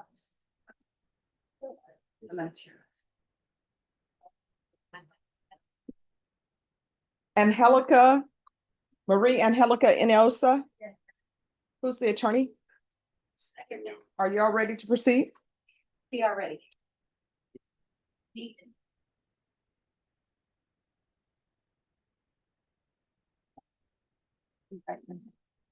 No, right. All right, the court is calling 2020 CR 2987 State versus Marie Angelica Hinojosa. Can I have parties announced? Yes, Marty and also Monica? Marty. Mari, okay, I'm gonna work on that. Thank you for correcting me. I appreciate that. So it's Mari and Angelica Hinojosa. Correct. Can I have parties announced? State. Elizabeth Settle for the defense. And are you Mari Marty, yes. Angelica Hinojosa? All right, did you review the document entitled Motion to Enter Adjudication of Guilt and Revoke Community Supervision with your attorney, and did you understand it? Are you the same Mari Angelica Hinojosa who was placed on deferred adjudication in 2020 CR 2987 for the offense of possession of a controlled substance, penalty group 1 gram to 4 grams on March 2nd, 2022 for a period of 2 years and extended for a total of 2 years? Is that you? Yes, ma'am. All right, state. Violation of condition number 4 in Bear County, Texas, the defendant Mari Angelica Hinojosa did then and there failed to report to the supervision officer as directed for the months of May, June, July, and August 2024 in violation of the condition number 4. How do you plead to that, true or not true? That's true. We would have been there. Any objection? No objection. Did you understand by pleading true to violation of condition number 4, the court can find it true, grant the motion, find you guilty and sentence you up to 10 years in the prison and up to $10,000 fine? Knowing that, do you still wish to plead true to violation of condition number 4? Court will find violation of condition number 4 true. Is there a proposed agreement? There is one, the state is. Grant the state's motion, enter an adjudication appeal against the defendant with supervision and sentence her to 5 years in prison. The reason that the state is asking for that is the defendant over the NHR. She's been a large adjudication since 2022. And had 2 prior NHRs, one that was resolved in 2022 where the court added sufficient to help her with her reporting issue back then, and then one that was resolved in 2023 where she was ordered to status. Now, I will concede it does look like she just successfully completed status. However, she did not follow through with the aftercare and then just basically absconded from the jurisdiction of the court. And for those reasons, we're asking for Judge, I'm asking that you follow what probation's recommendation was in the court summary. Extend her for 1 year with GPS and ISP supervision for the duration of her probation. Judge, she did complete the status successfully. I believe there was a violation during the aftercare, but she did the bulk of that as well. Judge, she does have a job. She would have a job when she gets out. She's now become aware of VLink, which was, she had transportation problems, which led to some of these violations. So we're just asking one more chance, Judge. She's has no prior felonies. And we're just asking that you allow her to continue on her probation. All right, why did you disappear? You want to raise your right hand? Yes, sir. Do you solemnly swear or affirm the testimony you give will be the truth and nothing but the truth, so help you God? All right, you can lower your hand. Why did you disappear? I just, like she said, I was having transportation issues. I was living out in Lotus. I did complete aftercare. And then I got switched to a new probation officer. I asked him if, because I was having issues getting weight, like to my probation office. There's no buses where I was staying and I wasn't aware of the VIA link system. So I Wasn't aware of what? It's called VIA Link and it's like where if you live where there's no buses, they'll pick you up and then they'll drop you off at the nearest bus stop. So when did you become aware of this? A few months ago. So. And so how did you become aware of that? A friend of a friend had told me about it because he was living out there in Helotes also. And he told me about it and I was like, okay, so now I know about that, but I didn't know about it then. Why didn't you investigate that beforehand? Because reporting for probation is the #1 thing. Yeah, no, you're right. And there's no excuse for me not going. So the only time you researched that was when? I didn't, like, I tried to figure out ways. No. When is the time that you decided, hey, let me research this? Well, I had researched it prior, just didn't find anything, but somebody told me about it. And so that's how I learned about it. So you were having a conversation with someone. When did you have a conversation with someone concerning your inability to go to probation because of lack of transportation? It was months ago, just months ago, honestly. But yeah, that's the reason, I just didn't have ways to get to probation. And then I couldn't contact my probation officer. So I know that's not really an excuse. So what do you mean you couldn't contact your I probation? have tried reaching him by phone and I left him voicemails. He never contacted back. He never responded to none of my And emails. when would you have made these phone calls? Prior to me getting to not going to report. So I believe it was the beginning of May. And I didn't hear from him. He didn't come back. So. All right, any questions? So Ms. Inglesa, when you were placed on probation, you provided the address of 10950.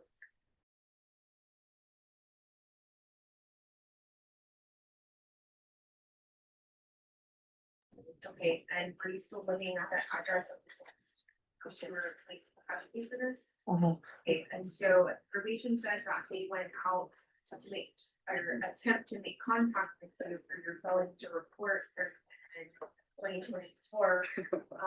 What explanation do you have for doing on you? I'm not sure, I had gave my probation officer, I believe it was a copy of one of the bills from, it wasn't in my name, but it was the bill for my friend who I was staying with, and so I'm not sure why they weren't able to get a hold of me there, because I mean, that's where I'd been staying up until I got arrested. Okay, and you were arrested on October 20th or October 15th or 16th of 2026. That's it. 16th, yes, sir. That's correct. Mhm. Okay, and basically, that's the only reason that you're before the court today is because you were arrested for the offenses of criminal trespass and criminal possession, correct? You must know. Any further questions? If the judge gives you one more chance on probation, what do you think the most important things you need to do Or for one staying in contact with corporations. Do you have a place to live? Yes. Okay. Is that with a friend or? It would be with grandpa. Is it important to you to keep your deferred adjudication status? Yes. But that's all I had, and I would also just, re-urge what I'm asking the court to do. But if you do decide to revoke her, just, we would ask for a 2-year sentence. She did do a lot when she was reporting, and thank you, Judge. So this criminal trespass case and the criminal mischief. So criminal mischief means that someone is alleging that there is property that has been damaged. So I'm not taking the criminal mischief as true. I'm not taking the criminal trespass as true. But was she arrested at the location of the alleged criminal trespass and the alleged criminal mischief? Yes, Judge. Yes, sir. How far was that away from your house?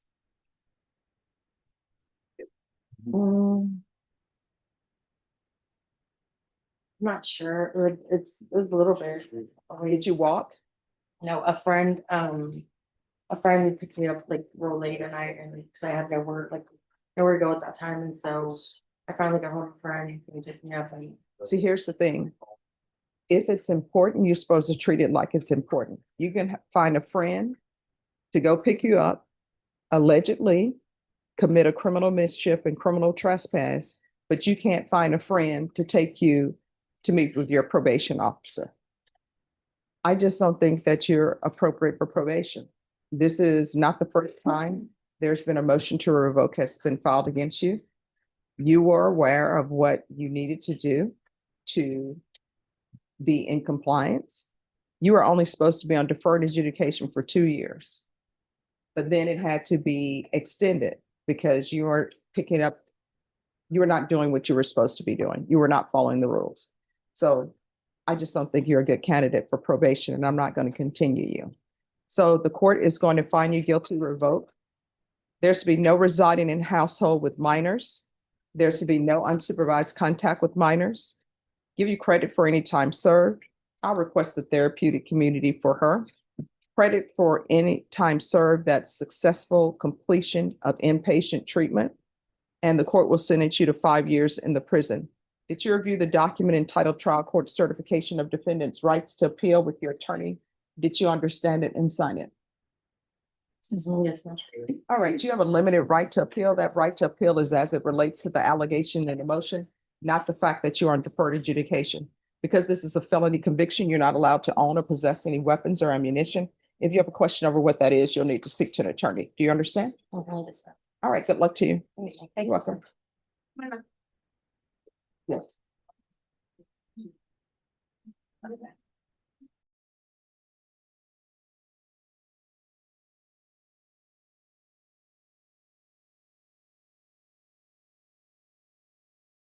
Eleven thirty.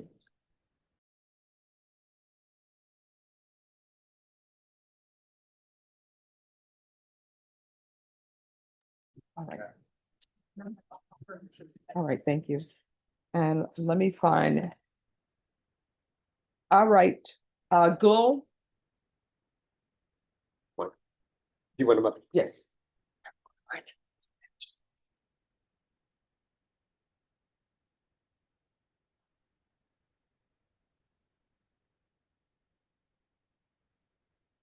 Hello. All right. So we're gonna make sure that there's an interpreter for you. My understanding that you would feel more comfortable if there's an interpreter. Is that correct? Yes. Okay. That is involving most people. No. It's fine. I just want to make sure that you're understanding everything. So we'll make sure that there is an interpreter present, okay? All right. And defense, have you received all of the evidence in this case? I have, Your Honor. All right. And was the state able to tender an offer? They have. Okay. So we're gonna do, on this case, Ms. Ferguson, Yes. we're gonna set this for a plea deadline date, and we need to have an interpreter present. Yes. Actually, it's a Pashto.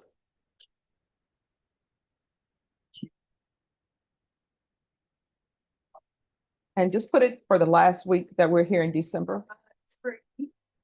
All right, so we'll make sure that an interpreter is present.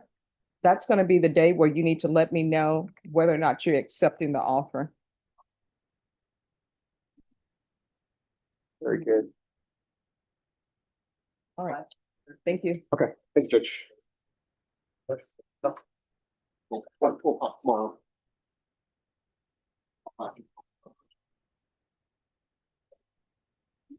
And Norma, if you confer, Norma, on that one, if you'll confer with manager sign council, they'll make sure that we have one. Let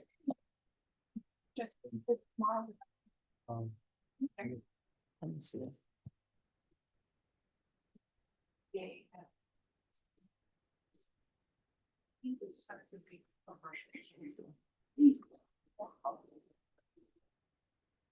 Oops.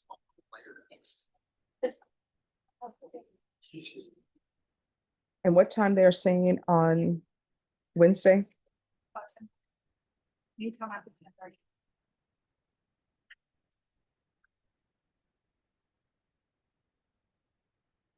Yeah, I have to be somewhere at 11:30 and it's off campus.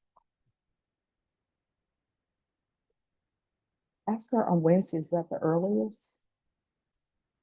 And so she's saying 10:45. Oh, anytime after 10:30? So if we do it in the afternoon, would that be fine? Okay, find out about that. Let's say 1 o'clock. If not, we'll make it work today. All right, who else is ready? Page 11. 1 through 3.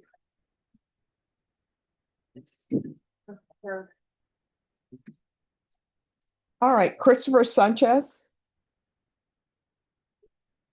Where's his attorney?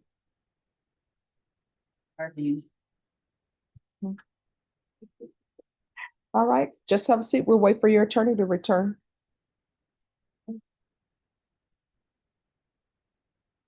Sorry, Joe. Oh, that's okay. Anyone else? I have page 2 and 3, Eric Mason. Eric Mason. For the judge. Good morning. I conferred with the state. It's a discovery hearing. There are, at this point, still, there's not a surveillance video that's mentioned in the police report for the case overview. So spoke to the state to see if they can get that, and also possibly any fingerprints. All right, so state, how long before you have that information, if it exists? I just emailed the detective, so I imagine. Okay. Ms. Ferguson, Yes. recall this for November 20th is for discovery. Actually, Judge, I'm gonna be out the 19th, 20th through, I think, the 23rd. All right, then Norma. Yes. State, are you able to have this by the 18th? But they don't email us, they're calling me. All right, so Norma, recall this for November 18th for discovery. Yes. Perfect. Thanks, Judge. All right, thank you. You're welcome. Thank you. Have a seat, sir. Have a seat, Mr. Mason.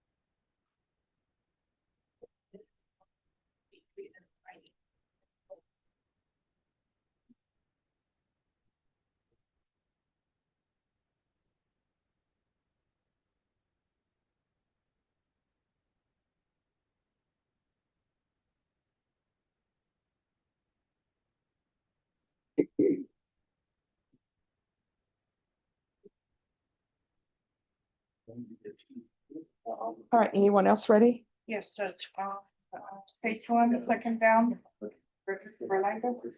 David Berlanga. Thank you. Daniel Joseph Berlanga.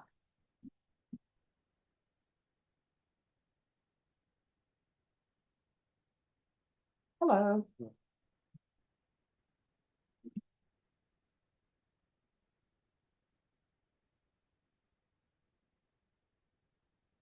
All right, so we're set for trial. That's what I hear. All right. I guess. Yes, 1:30.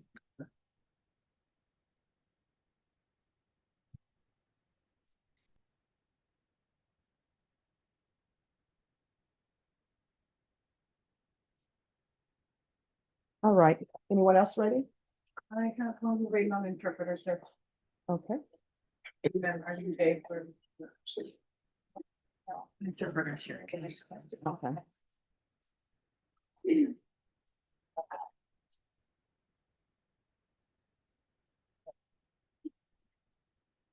How are you? It's everything. So far, so.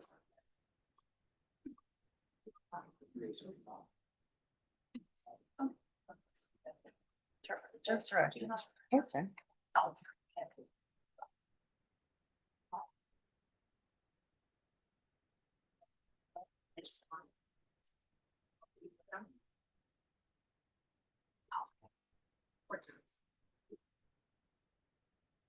all right, that's already.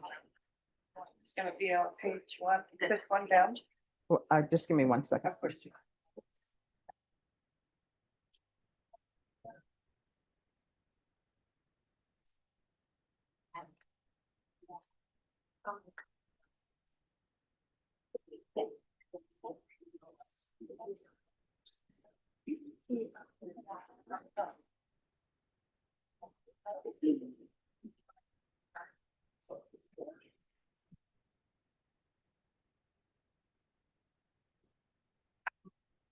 All right, who's with the interpreter? It's on page one, fifth one down, this is Alani set up.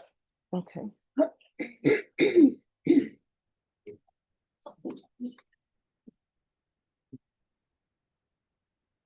All right, Jesus Alanis, are you all ready? Okay.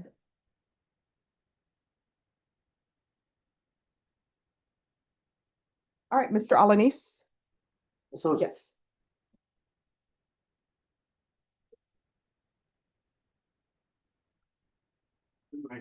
Good morning. How's it going? Good, and you? I cannot complain. It's a beautiful day. I'm currently alive. It's gonna be a beautiful month, Judge. Yes, thank you. I'm just so excited about my month. And you know, tomorrow is Cindy's birthday. Say it loud, say it proud, Cindy. We're Scorpios. All right. So on this case, it's a jury trial setting today. Okay. Oh, let me double check. Let me just look. See, I love when defense is ready. Defense is like, okay, let's do this. You all are correct. It is a plea deadline date. We have been, I don't know, today, I need to call the family to essentially thinking about comments with the maybe one more research before the one, and then that I said, well, I think we'll, as I said, if we're gonna resolve this or if it's gonna be the second. All right. So y'all want to bring it back the week of November 17th? All right, Ms. Ferguson, an extension on the plea deadline date to our last week here for November. What date? November 18th. Is November 18th good for you, council? That works, Your Honor. All right, we'll be back on November 18th at that time. If you've not reached an agreement with the state, your next setting will be a jury trial date. Yes. All right, thank you. Thank you, Judge. Thank Thank you. Okay, bye-bye. Melanie?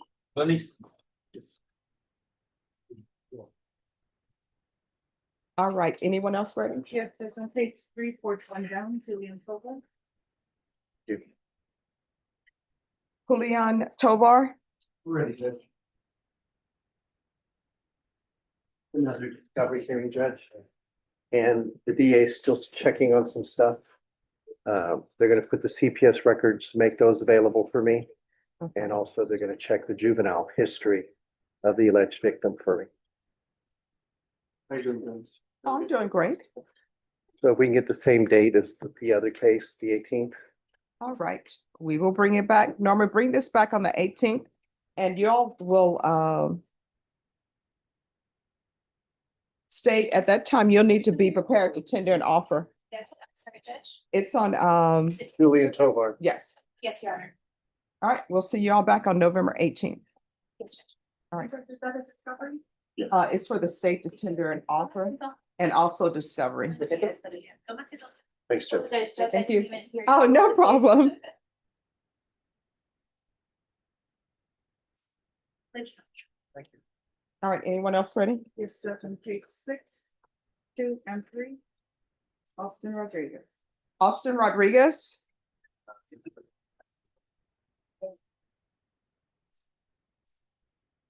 What, 6? Good morning, Your Honor. Good morning. Hello. All right, so why were you late for court? I was standing right outside. Everybody was in the little waiting. I didn't know that y'all had already unlocked the door. Oh, here's the thing. Court is in the courtroom and we start every day at 9, okay?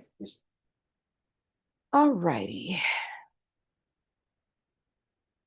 So there was a violation report. Have you been doing your sober support meetings? Yes. The And- violation, I don't know. I'm sorry. No, that was Oh, the okay. ruling I made for you to do sober support meeting. Yeah, well, so whenever I went back, I had given the lady my prescription. Cause I had this prescription medication. But the person that I gave the prescription to was, I don't know, a gentleman that was filling in for her while she was going back. Apparently he never wrote down that I was on certain medications. Whenever I went back, I gave the new officer that had my medication. He went off and he was gone for probably 20 minutes and he came back and said, I was cleared for it and I don't need to go once a week, so I'm gonna go once a month. I need to do the 30, in 30 days or whatever. Yes. But because I didn't, because of the way that everything landed, he couldn't, the violation already been put in, so there was no way of revoking it. No, there's not. But I mean, it's because of my medication. All right, so state on these cases, were you able to tender an offer? All right, Ms. Ferguson. Yes. I need a plea deadline date for the second week in December. I can do the 9th. All right, December 9th will be your plea deadline date. On that date, you need to let the court know whether or not you reached an agreement. If you have not reached an agreement, your next court date will be a jury trial date.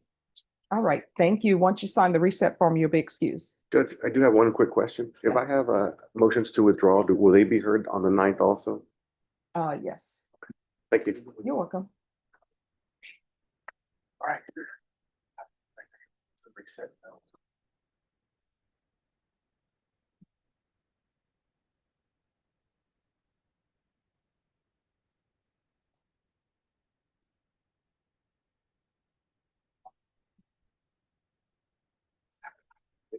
Did you already file a motion to withdraw? I have not, Your Honor. Okay. This is our first sitting, but I will get that in. All right, thank you.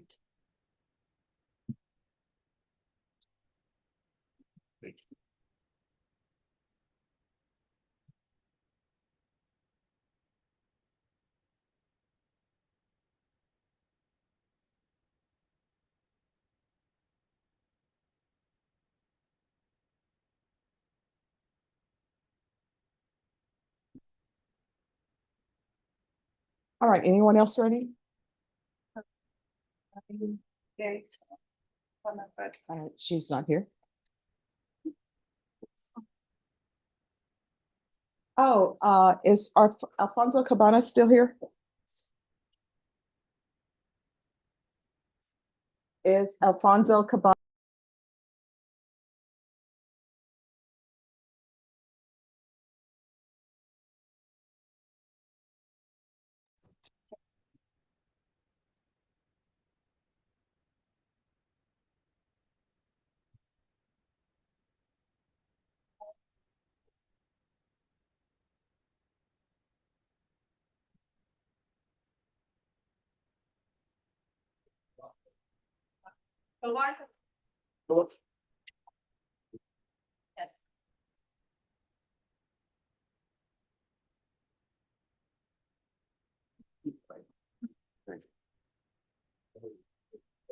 Thank you.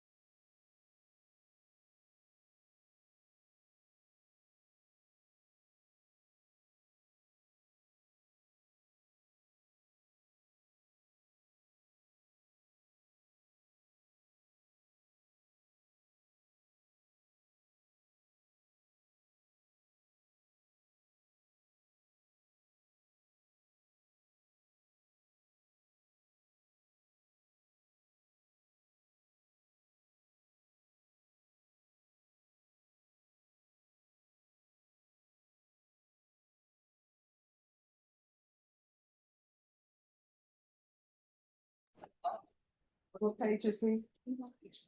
She's on page 9.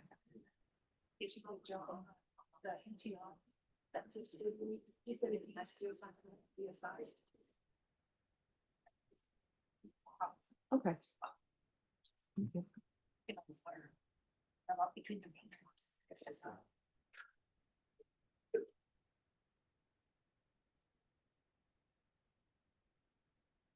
A trial they may be.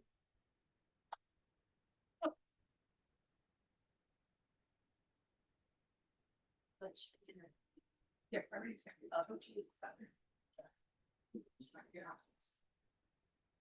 Okay.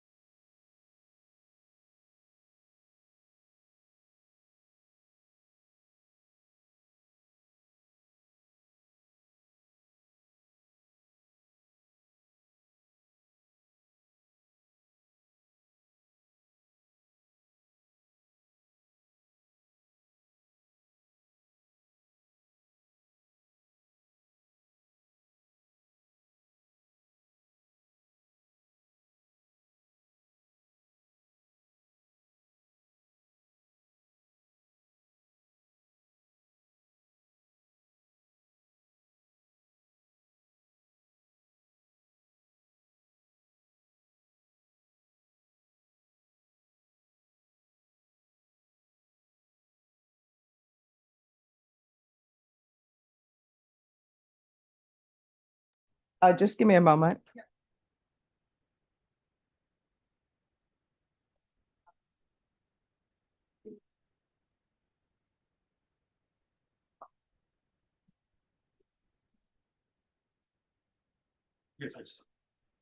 Oh, you're coming. Okay. Next time. All right. She's the important person. I'm not the important. I am wanting to speak to your client. Got a felony, we gotta find out who the lawyer is. Robert Sonic, I said number.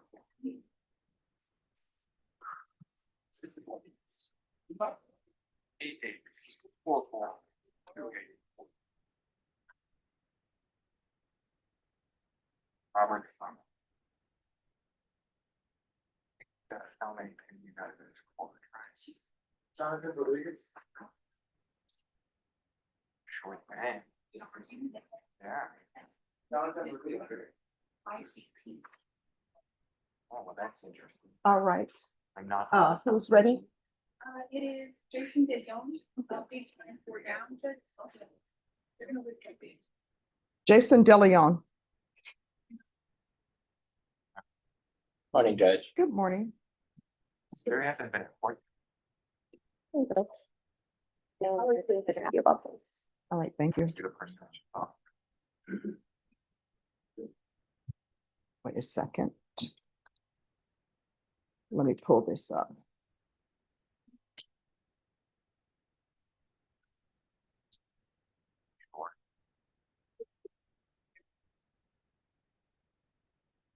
Why not?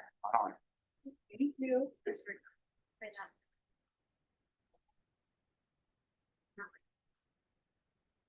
All right. So the motion to revoke. Why is it being withdrawn? The new cases out of Tom Green County, Your Honor, were withdrawn. They were just outright dismissed, Judge. Okay. You need my input, Your Honor? Yes, so defense has just told me that the cases that were the basis of the MTR were dismissed outright in another county. I did call them myself to verify this one. Okay. All right, so then the MTR is withdrawn because there's no reason for the MTR. Judge, his case expired on the 5th of this month. He's completed all the terms of his probation. All right. All right, well, good luck to you. Continue doing whatever you've done to maintain your sobriety, okay?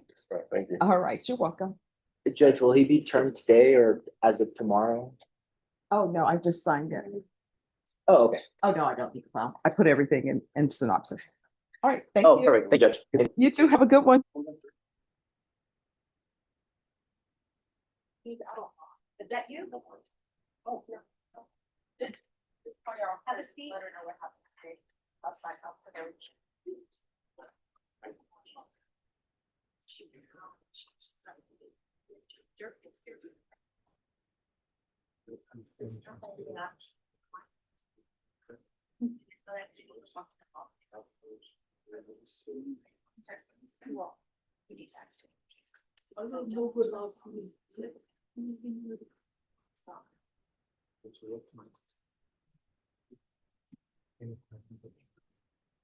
All right, who else is ready? No, for now. All right, everyone who's here. The court is recessing at noon. Your treaty's right there. Okay. Okay, all right. So if your attorney, who are you here for? She's Rafael. All right, Norma, can you call Raphael Leal? Yes, I'm right there. You know. Okay.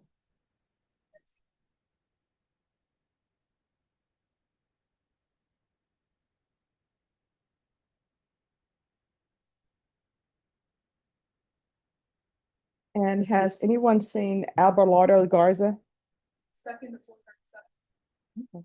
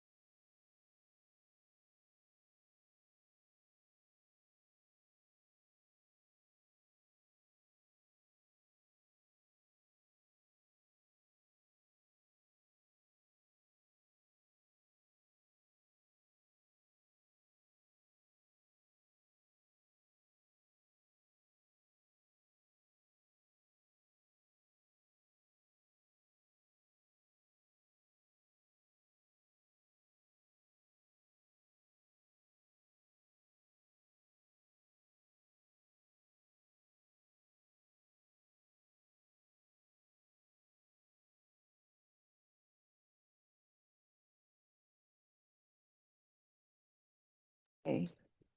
We'll see what else we can do. Oh, it's gonna take you great places. Isn't it? Yes. A question, on the docket as far as what this court's wanting to do for the schedule this afternoon. Mhm. Because like, Outergun is their dispositive motion to suppress hearing. Okay. Are we gonna do that first and then pick the Aragon. jury?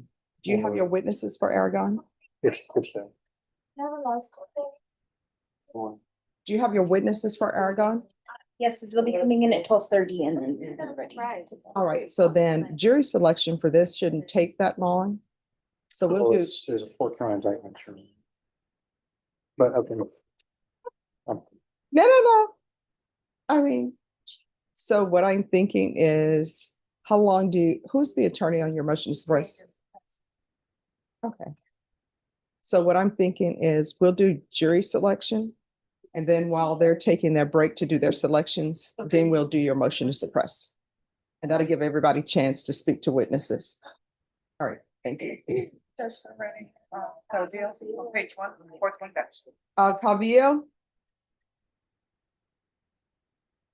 Where's Mr. Calvillo? He's coming up. Okay, thank you.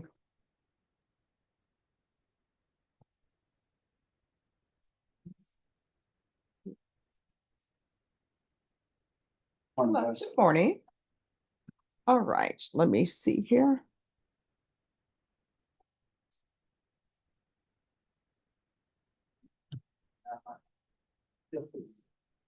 All right, so where are we on discovery? Judge, I'm requesting one more discovery study, and my review of the case, there's mention of some communications via cell phone, text messages between the defendant and the alleged complainants, and so I took some time to try to obtain that. It could possibly be it. All right, Ms. Ferguson, can you reset this for discovery the last week in December for us, please? All right, we'll be back on December 15th. Do you have any questions? All right, once you sign the reset form, you're excused. Thanksgiving. Oh, thank you. Happy Thanksgiving to you too. I think he said he wanted to hire. Yes. So, Hire somebody? No, not Judge. It's my first case, so Then if you're hiring somebody, they need to be here on the 15th. yes, I will. All right. Let me go explain everything to him. Okay, thank you. All right, anyone else ready? He does. oh yes, I need to get him on a preset. Okay.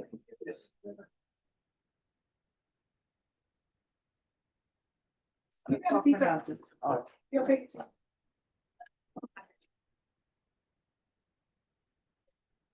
All right, Dirk.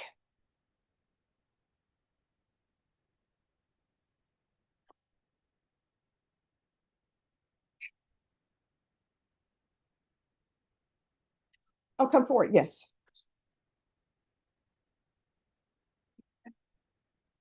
Hello. All right. So my understanding is you're in inpatient treatment, correct? And keep up the good work, okay? This is what we're gonna do. We're gonna call you back for November 6th. Did somebody bring you today? Yeah, they set up the treatment place, they hurried and hustled together to get me here real quick, just Okay. because I didn't want to go back, I was like, I just got there, you know. Yeah, no. No, you were actually scheduled for yesterday, so that's why I recalled it for today. Okay. So we're gonna recall you for November 6th. They're gonna give you a reset form. You can either appear by Zoom or in person, okay?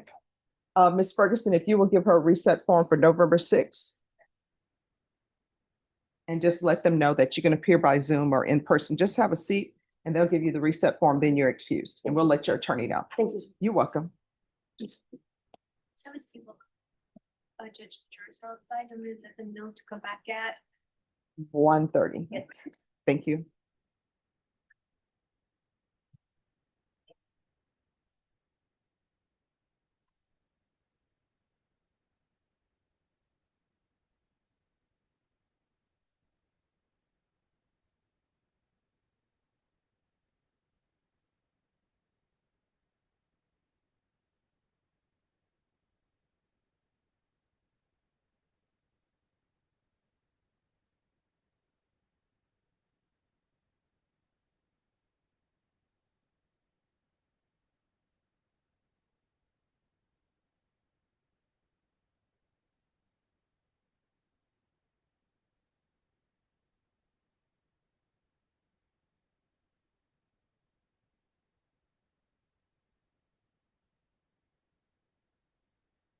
You come up.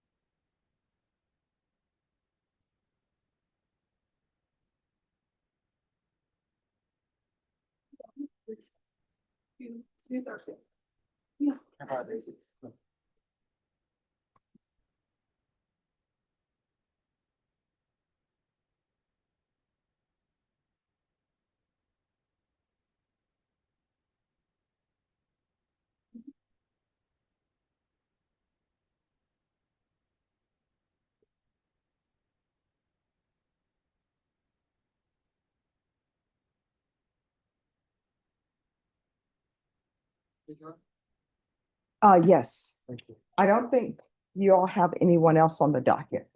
Oh, except for. I mean, except for the trial, yes. Yes.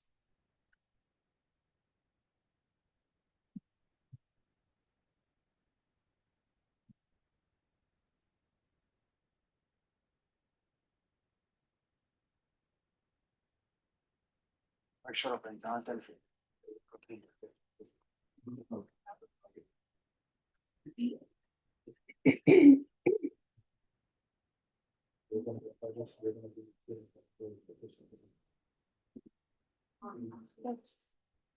They're ready on page two, third one down, Jonathan Rogers. Okay.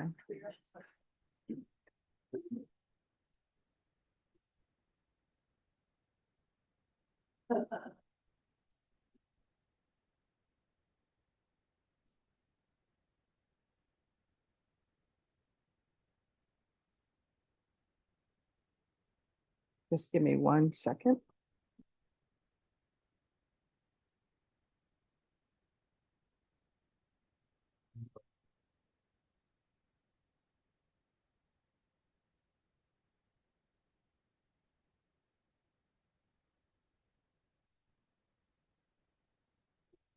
All right, Mr. Cabanas, you ready on your client? Yes, Ron. All right, if you'll come up, please.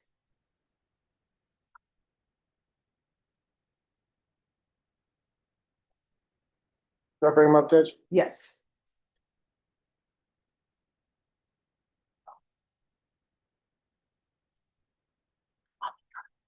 I'm sorry. Hello. Okay. All right, so where are we on this case? Judge, there was a plea offer that was tendered today. I talked to my client about it. We're asking for one more reset so that I can meet with him and discuss the plea offer and the evidence. All right, December date for a plea deadline date for you? Yes, Judge. All right, Ms. Ferguson, I need a plea deadline date on Rodriguez. December 8th. Is Yes. December 8th? All right, so we'll bring you back on December 8th. At that time, you'll need to let the court know whether you've reached an agreement. If you have not, then your case will be set for jury trial in the new year. All right, you can have a seat. Once you sign the reset form, you're excused. Thank you, Judge. And Mr. Cabanas, Yes, Ron. so it's the lady who's in the box in the yellow. And you can speak to Miss Abrams. Her name is Minakita Ferreira. Okay.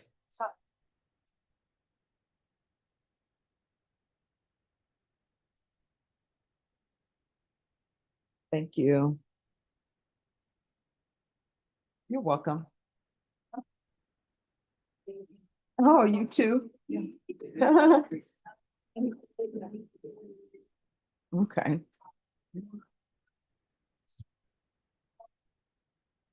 Oh, yeah. We're stopping. Yes.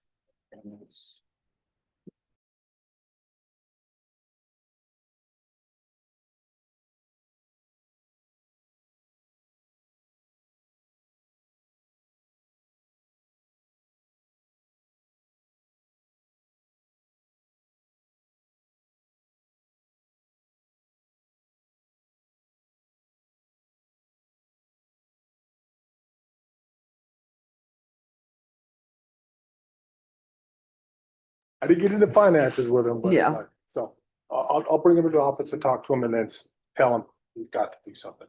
All right, thank you. Are we gonna be able to get through this one? Is the paperwork ready? Well, I got it. She's locked. She went to the bed. She's one in the wheelchair. Okay. Okay.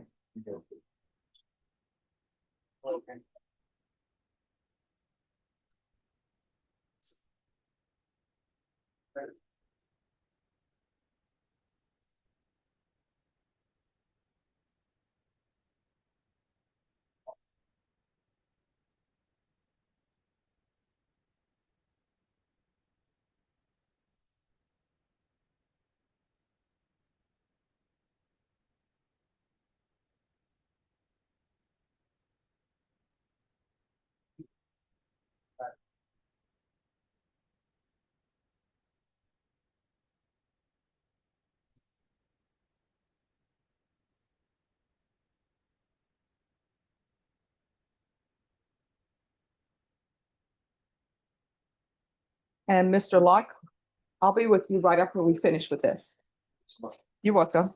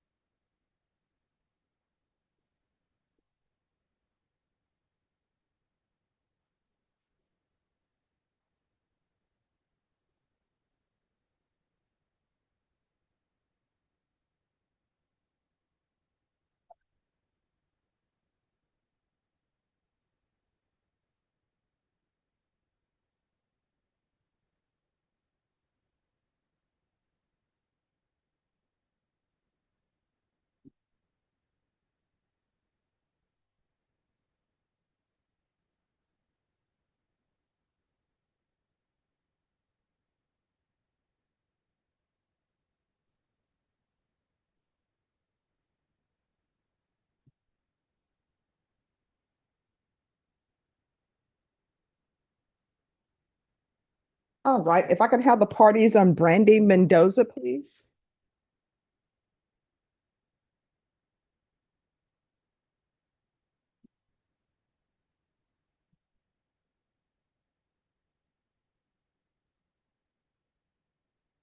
Court is calling 2025 CR 008879 State versus Brandy Mendoza.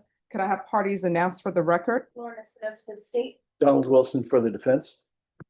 And are you Miss Brandy Mendoza? Counsel, have you received all discovery? Did you review it with your client? Yes, I have, Your Honor. Court will find that the state is in compliance with discovery. Ms. Mendoza, did you review the application for community supervision with your attorney? Did you understand it and sign it? You're gonna need to speak up so the court reporter can hear. Yes, All right, and did you review the true bill of indictment with your attorney? Did you understand it? yes, Your Honor. Counsel, do you waive the reading of the indictment? Yes, I do. State, are you proceeding on the indictment as presented? Yes, Your Honor. Did you review the court admonishments with your attorney? Did you understand it and sign it in all the appropriate places? Your Honor. You're charged with possession of a controlled substance penalty group 1, less than 1 gram. That's a state jail felony. The range of punishment is anywhere from 180 days up to 2 years in the state jail facility and up to $10,000 fine. If you have a plea with the state, the court does not have to follow your plea. If for any reason the court does not follow your plea and gives you more than you bargained for, the fact that you entered a plea will not be used against you, and you will be allowed to withdraw your plea. Did you understand? Yes, Your Honor. You have a right to jury trial, a right for you or your attorney to cross-examine and confront any witnesses the state would call in, the right to remain silent. By entering this plea, you're giving up those rights. Did you intend to give up those rights and enter into a plea in this case? Yes, Your Honor. Counsel, has your client been able to provide you with any defenses? Yes, she has. Do you believe she has a rational as well as a factual understanding of the charges against her? Yes, I believe so. Do you believe she's currently competent and was legally sane at the time of the offense? Yes, Your Honor. Ms. Mendoza, has anyone threatened you, coerced you, or placed you in fear to get you to enter the plea? No, Anyone promised you anything other than the plea? no. Are you satisfied with the way you've been represented? Yes, ma'am. If you're not a U.S. citizen, by entering this plea, you will be deported, denied naturalization, and reentry. Did you understand? Yes, Your Honor. Court will find that defendant has knowingly and voluntarily waived her right to jury trial. Did you review the plea bargain page with your attorney? Did you understand it? Yes, Your Honor. According to the plea, punishment is to be assessed at 2 years in the state jail facility. There's an $800 fine. State recommends community supervision. They will take in consideration 2025 PF 18457. Did you understand that to be the plea? Yes, Your Honor. Defense? Yes, Your Honor. State? Yes, Did you review the waiver of appeal paragraph with your attorney? Did you understand it and sign it in both places? Yes, Your Honor. By signing that, you're waiving your right to appeal. The only items that can be appealed are written pretrial motions that have been filed, heard, and ruled upon by the court. Did you understand? Yes, Your Honor. Counsel, are there any such motions? No, Your Honor. Outside the agreement, the state is recommending that your community supervision be for a term of 2 years. There be a TAP evaluation, no harmful or injurious contact with Julia Ramirez, the DOEP course, regular random UAs, and the MRT. Did you understand those are recommendations from the state and the court does not have to follow those recommendations? Yes, Your Honor. Then to the offenses charged, how do you plead? Guilty, not guilty, or no contest? No contest. State any evidence? Yes, Your Honor. State offers states exhibit 1 and all attached. No objection, Your Honor. All right, did you review the waiver and consent with your attorney? Did you understand it and sign it in all the appropriate places? Yes, Your Honor. Again, did you understand you have a right to jury trial, a right for you or your attorney to cross-examine and confront any witnesses the state would call in, the right to remain silent? Yes, Your Honor. Did you understand that today the state will be presenting evidence in the form of witnesses' statements and police reports? But most importantly, there'll be no live testimony. Did you understand? Yes, Your Honor. Court will find that defendant has knowingly and voluntarily waived and consented to stipulation of testimony and stipulations. Court will accept into evidence states exhibits 1 and attachments and view the same. Yes, Your Honor.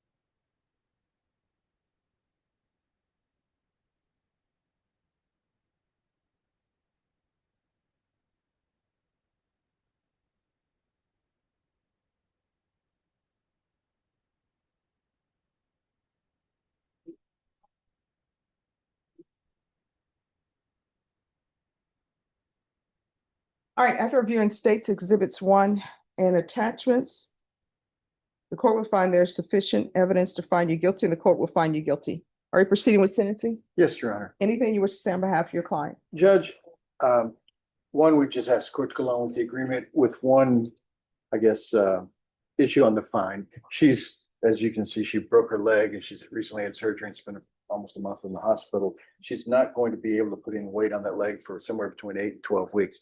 If we can at least delay starting making payments on that or probate some of that or something like that to give her some breathing room before she goes back to work, we would ask that. But otherwise, we'd ask you to approve and agree with our agreement on the plea and give her the probation.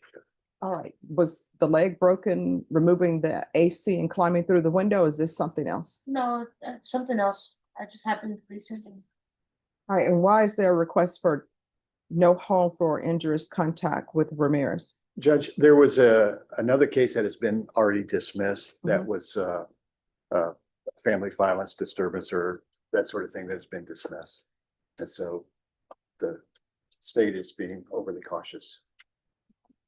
Well, here's the thing. When I'm reading the police report, when the police came out, you said that you were homeless, you don't live there. So when there are relationships and you get to the point where police are being called out, people are removing AC units and going through windows and people are fighting each other, that's not a good relationship. And what usually happens is no problems have been solved. People just ignored it. And then the fact that you think somebody's cheating is going to rear its head and you're not going to be successful at this probation. So unless this person comes to court and tells me they want contact with you, Judge, he is present. oh. Well, I will hear from that person. It's not saying that I'm going to allow contact, but I'll hear from them. Are they the person who brought you down here today? All right. So I don't understand why they're here then. How did they know you would be here? Well, she knew about the case. Okay. Yeah, because I will tell you what I'm reading in here. You said that you don't live together. You said that she was cheating on you.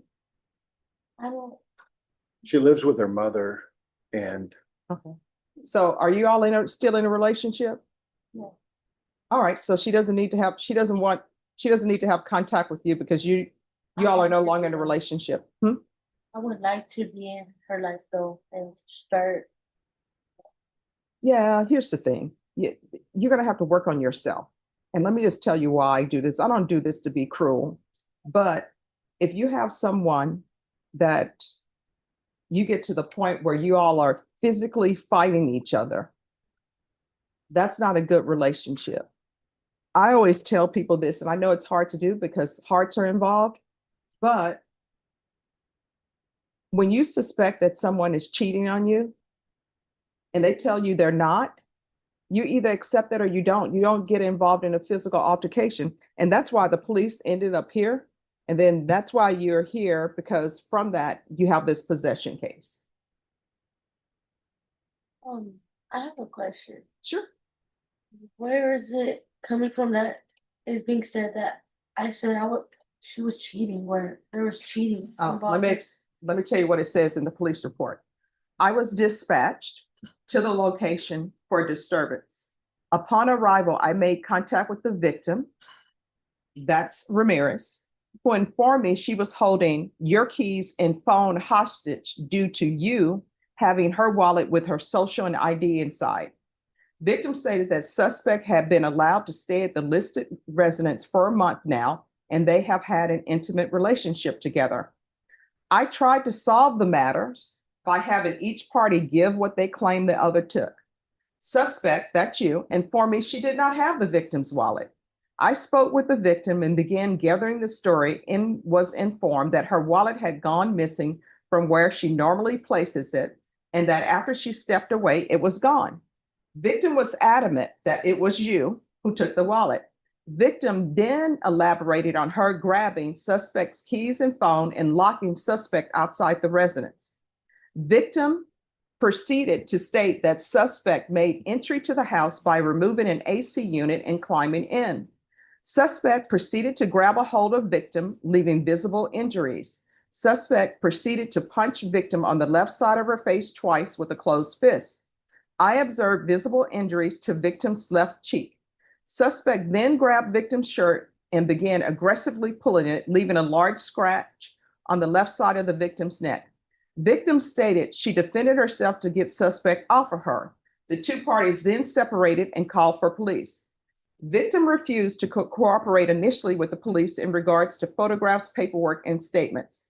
Suspect informed me nothing physical happened and she did not live with the victim. Suspect then stated that she was homeless. I was then provided with the story of suspect, that's you, demanding to see victim's phone due to some suspicions of victim cheating on her. This is what initially created the argument between both individuals. So that's where I get that. So this is what the court is going to do. There's going to be an $800 fine that will be probated. 2 years in the state jail facility, suspended and probated for 2 years. Regular reporting by Zoom or in person.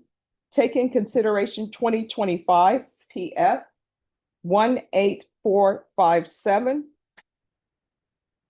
TAP evaluation out of custody, follow TAP recommendations. There's to be no contact with Julia Ramirez. Do you have any children? Yes, ma'am. What are their ages? 7 and 10. Do they live with you? Currently, no. Is Child Protective Services involved? No. So why are your children not living with you? I lost my apartment and I asked my kid's father to watch them and he just hasn't gave them back. So we're going through like court and that's next month to determine like us getting half and half. And if you're drug tested today, what are the results going to be? And you will get drug tested. Clean. All right, you're going to get drug tested today. There's going to be no residing in households with minors. If that drug test comes back positive, that will remain.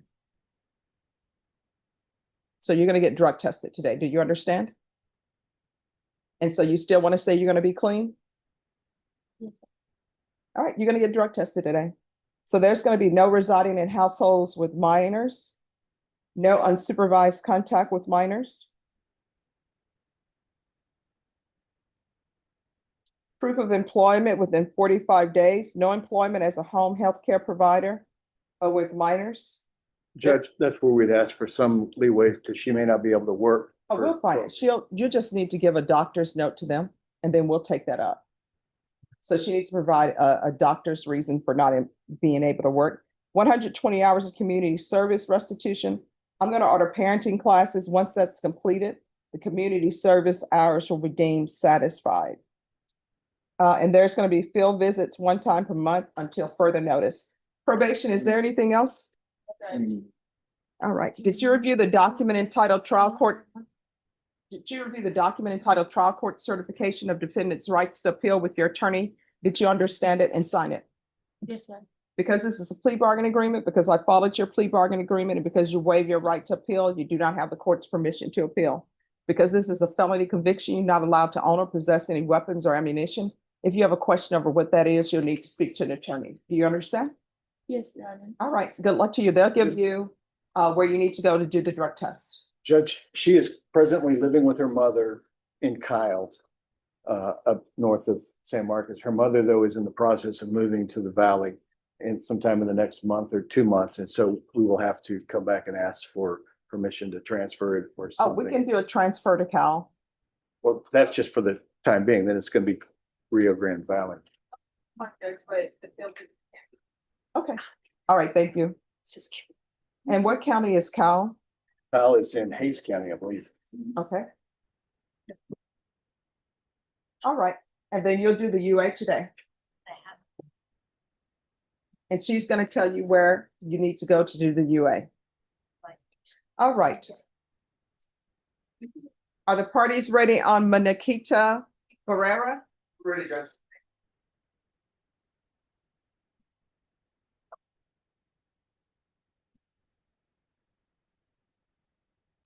All right, the court is calling 2025 CR 002957W State versus Manakita De Jesus Barrera. Could I have parties announced? Megan Gallagher, State.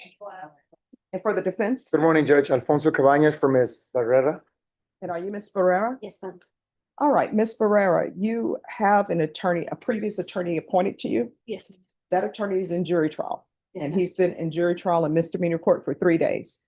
He informed the court that if you wanted the new counsel assigned, he is fine with counsel being assigned. So do you have any objections to Mr. Cabanas being assigned as your new attorney? That's fine. All right, and Mr. Cabanas, you were assigned today. Do you request any time to prepare? No, Judge, we were 10 days to prepare. Thank you. All right, Ms. Barrera, did you review the motion to revoke community supervision with your attorney? Did you understand it? Are you the same Manakita Barrera who's placed on community supervision in 2025 CR 002957W for the offense of fraudulent use or possession of identifying information items under 5 on March 13, 2025 for a term of 2 years? Is that you? All right, state. Violation of solution number 8 on or about 20th day of July 2025, Bear County taxes, the defendant, Ida Herrera, failed to report a change of address to supervision officer in violation of condition number 8. How do you plead to that? True or not true? True. Any objections? No objections, Your Honor. Did you understand by pleading true to violation of condition number 8, the court could find it true, grant the motion, and sentence you up to 2 years in the state jail facility? Yes. Knowing that, do you still wish to plead true to violation of condition number 8? Court will find violation of condition number 8 true. Is there a proposed agreement? No, Judge. State is requesting that you grant this motion and revoke the defendant's supervision. That's supposed to be based on things that are contained within the court summary. All right. And defense, what are you requesting? Judge, we're asking that the court follow the recommendation by probation to send Ms. Barrera to felony drug court. All right. So probation, Yes, Judge. is that what probation is recommending? So the recommendation on the court summary is to amend for a TAP recommendation that she go to SATIF. She remains in Bear County until she gives birth, then participate in SATIF once she's medically cleared. I did look over previous information from the last MTR. This is her second MTR. She's been on probation not even a year, Judge. The last MTR, she was supposed to go to a NOS program. She wasn't accepted into NOS. She was supposed to have a felony drug court evaluation and then return back to court. That did not happen. She was not accepted into the NOS program because my notes indicate the NOS program didn't accept her insurance. Okay. So any objections to the court review and the court summary? No, Your Honor.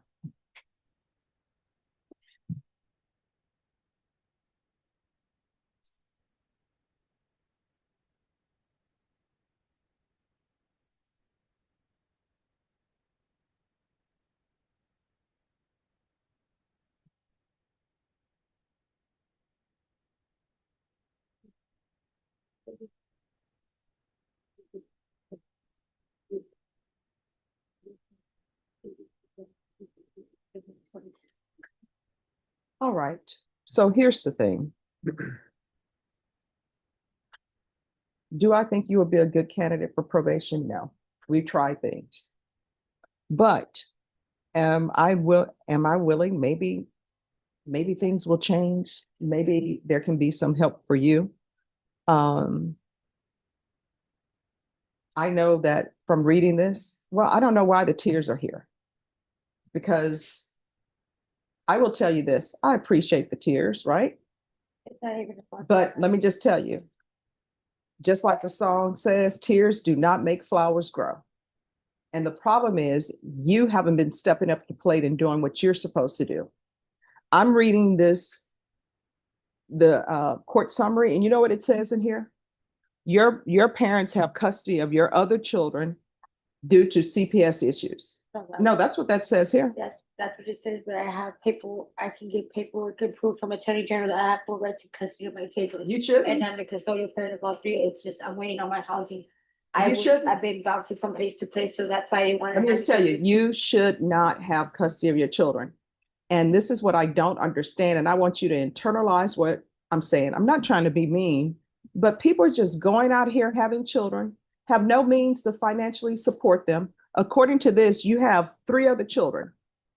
So when I would do CPS cases, you know what I would tell my clients? I'm like, look, I'm going to give you a pass on your first child. Maybe you don't know, nobody told you how babies are made, right? So I'm going to give you a pass for that. But I would have clients who would be 20 years old and have 5 children. And I'm doing the math in my head. At some point, everybody knows where children are made. Do you know I had a CPS case once and they were saying, well, Stephanie, we're going to place the child with the great grandparent. I was like, well, that's going to mess things up because, I'm hoping everybody will live forever. But I'm like, that great grandparent is too old. No, not too old. On the CPS side, we have grandparents who are like 40. I actually represented somebody once. I was representing the baby.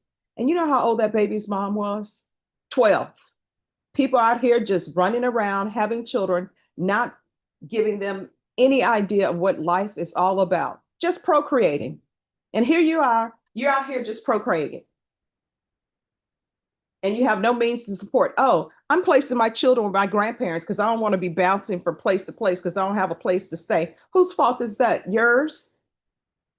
Get a job. People always will find a place to make a baby, but they don't have a place to support their children. Now your children are with the maternal grandparents, and trust me, grandparents, guess what they want to do? They just want to be the fun grandparent. There are no rules here. I'm going to spoil my grandbabies and then send them back home to you.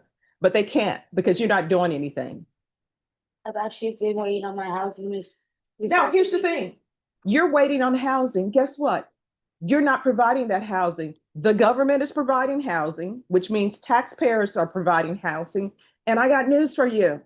There's a government shutdown. And I don't know why you would choose to get pregnant because people know how babies are made when you don't have your life together.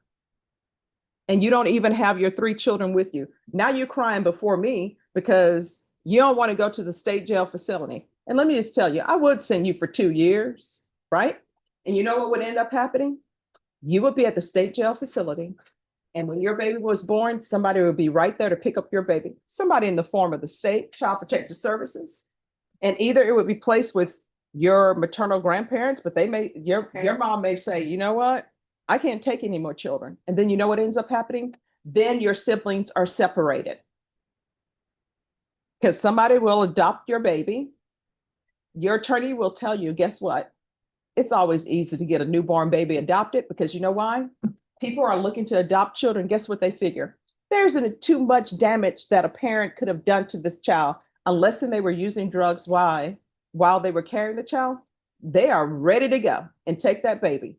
And you know, on the CPS side, when you place children with foster parents, they're just supposed to foster. We're going to be here. We're a stopgap for the parent. The parent's going to get their life together. But you know what really happens? Foster parents fall in love with the children. Next thing you know, they're hiring an attorney, and that attorney is filing motions so that they can adopt your child and your rights can be terminated. And then that's how you have a bunch of people walking around on the planet, don't even know they're related because people like you are just procreating. And then you come before me crying because you haven't done what you're supposed to do. So I'm going to give you a choice. Do I think you will be successful on this probation? Absolutely not. But, I can be proved wrong. I don't have a crystal ball. I can send you, let you do your two years at the state jail facility now, or you're going to stay at the jail till you're ready to be transferred to inpatient treatment or felony drug court. And I can tell you, felony drug court, they have said that they're down a probation officer, so they can't take as many people or accept as many people as they normally would. So that's where we are. But suffice it to say, you're not going to be with your child. So either you're not going to be with your child because you're going into the state jail facility for 2 years, or either you're not going to be with your child because you're going to be in inpatient treatment. And with your child, if your grandparents don't pick up your child from the prison of the Bexar County Jail, Child Protective Services, they're going to be called anyway. They're going to do an investigation to see if it's appropriate for your child to go with your maternal grandparents. And if they say no, then CPS will have custody of your child. And I see in here where your mother don't even know where you are. Spoke to mom who stated she hasn't seen her daughter, but I'll tell her to call probation if she finds her. So instead of you helping your mother with your children, you're just out here procreating. So which do you prefer? 2 years in the state jail facility, or either you're going to remain in the state jail facility, remain here at the Bexar County Jail till you're transferred to somebody's inpatient treatment or felony drug court. Which do you prefer? I would like to try to get rehab or drug court now. All right, the court is going to deny the motion, alternate amend conditions. She's to remain in custody for a transfer to felony drug court. We're going to do an updated TAP. And regardless of what the TAP says, it's going to be inpatient treatment.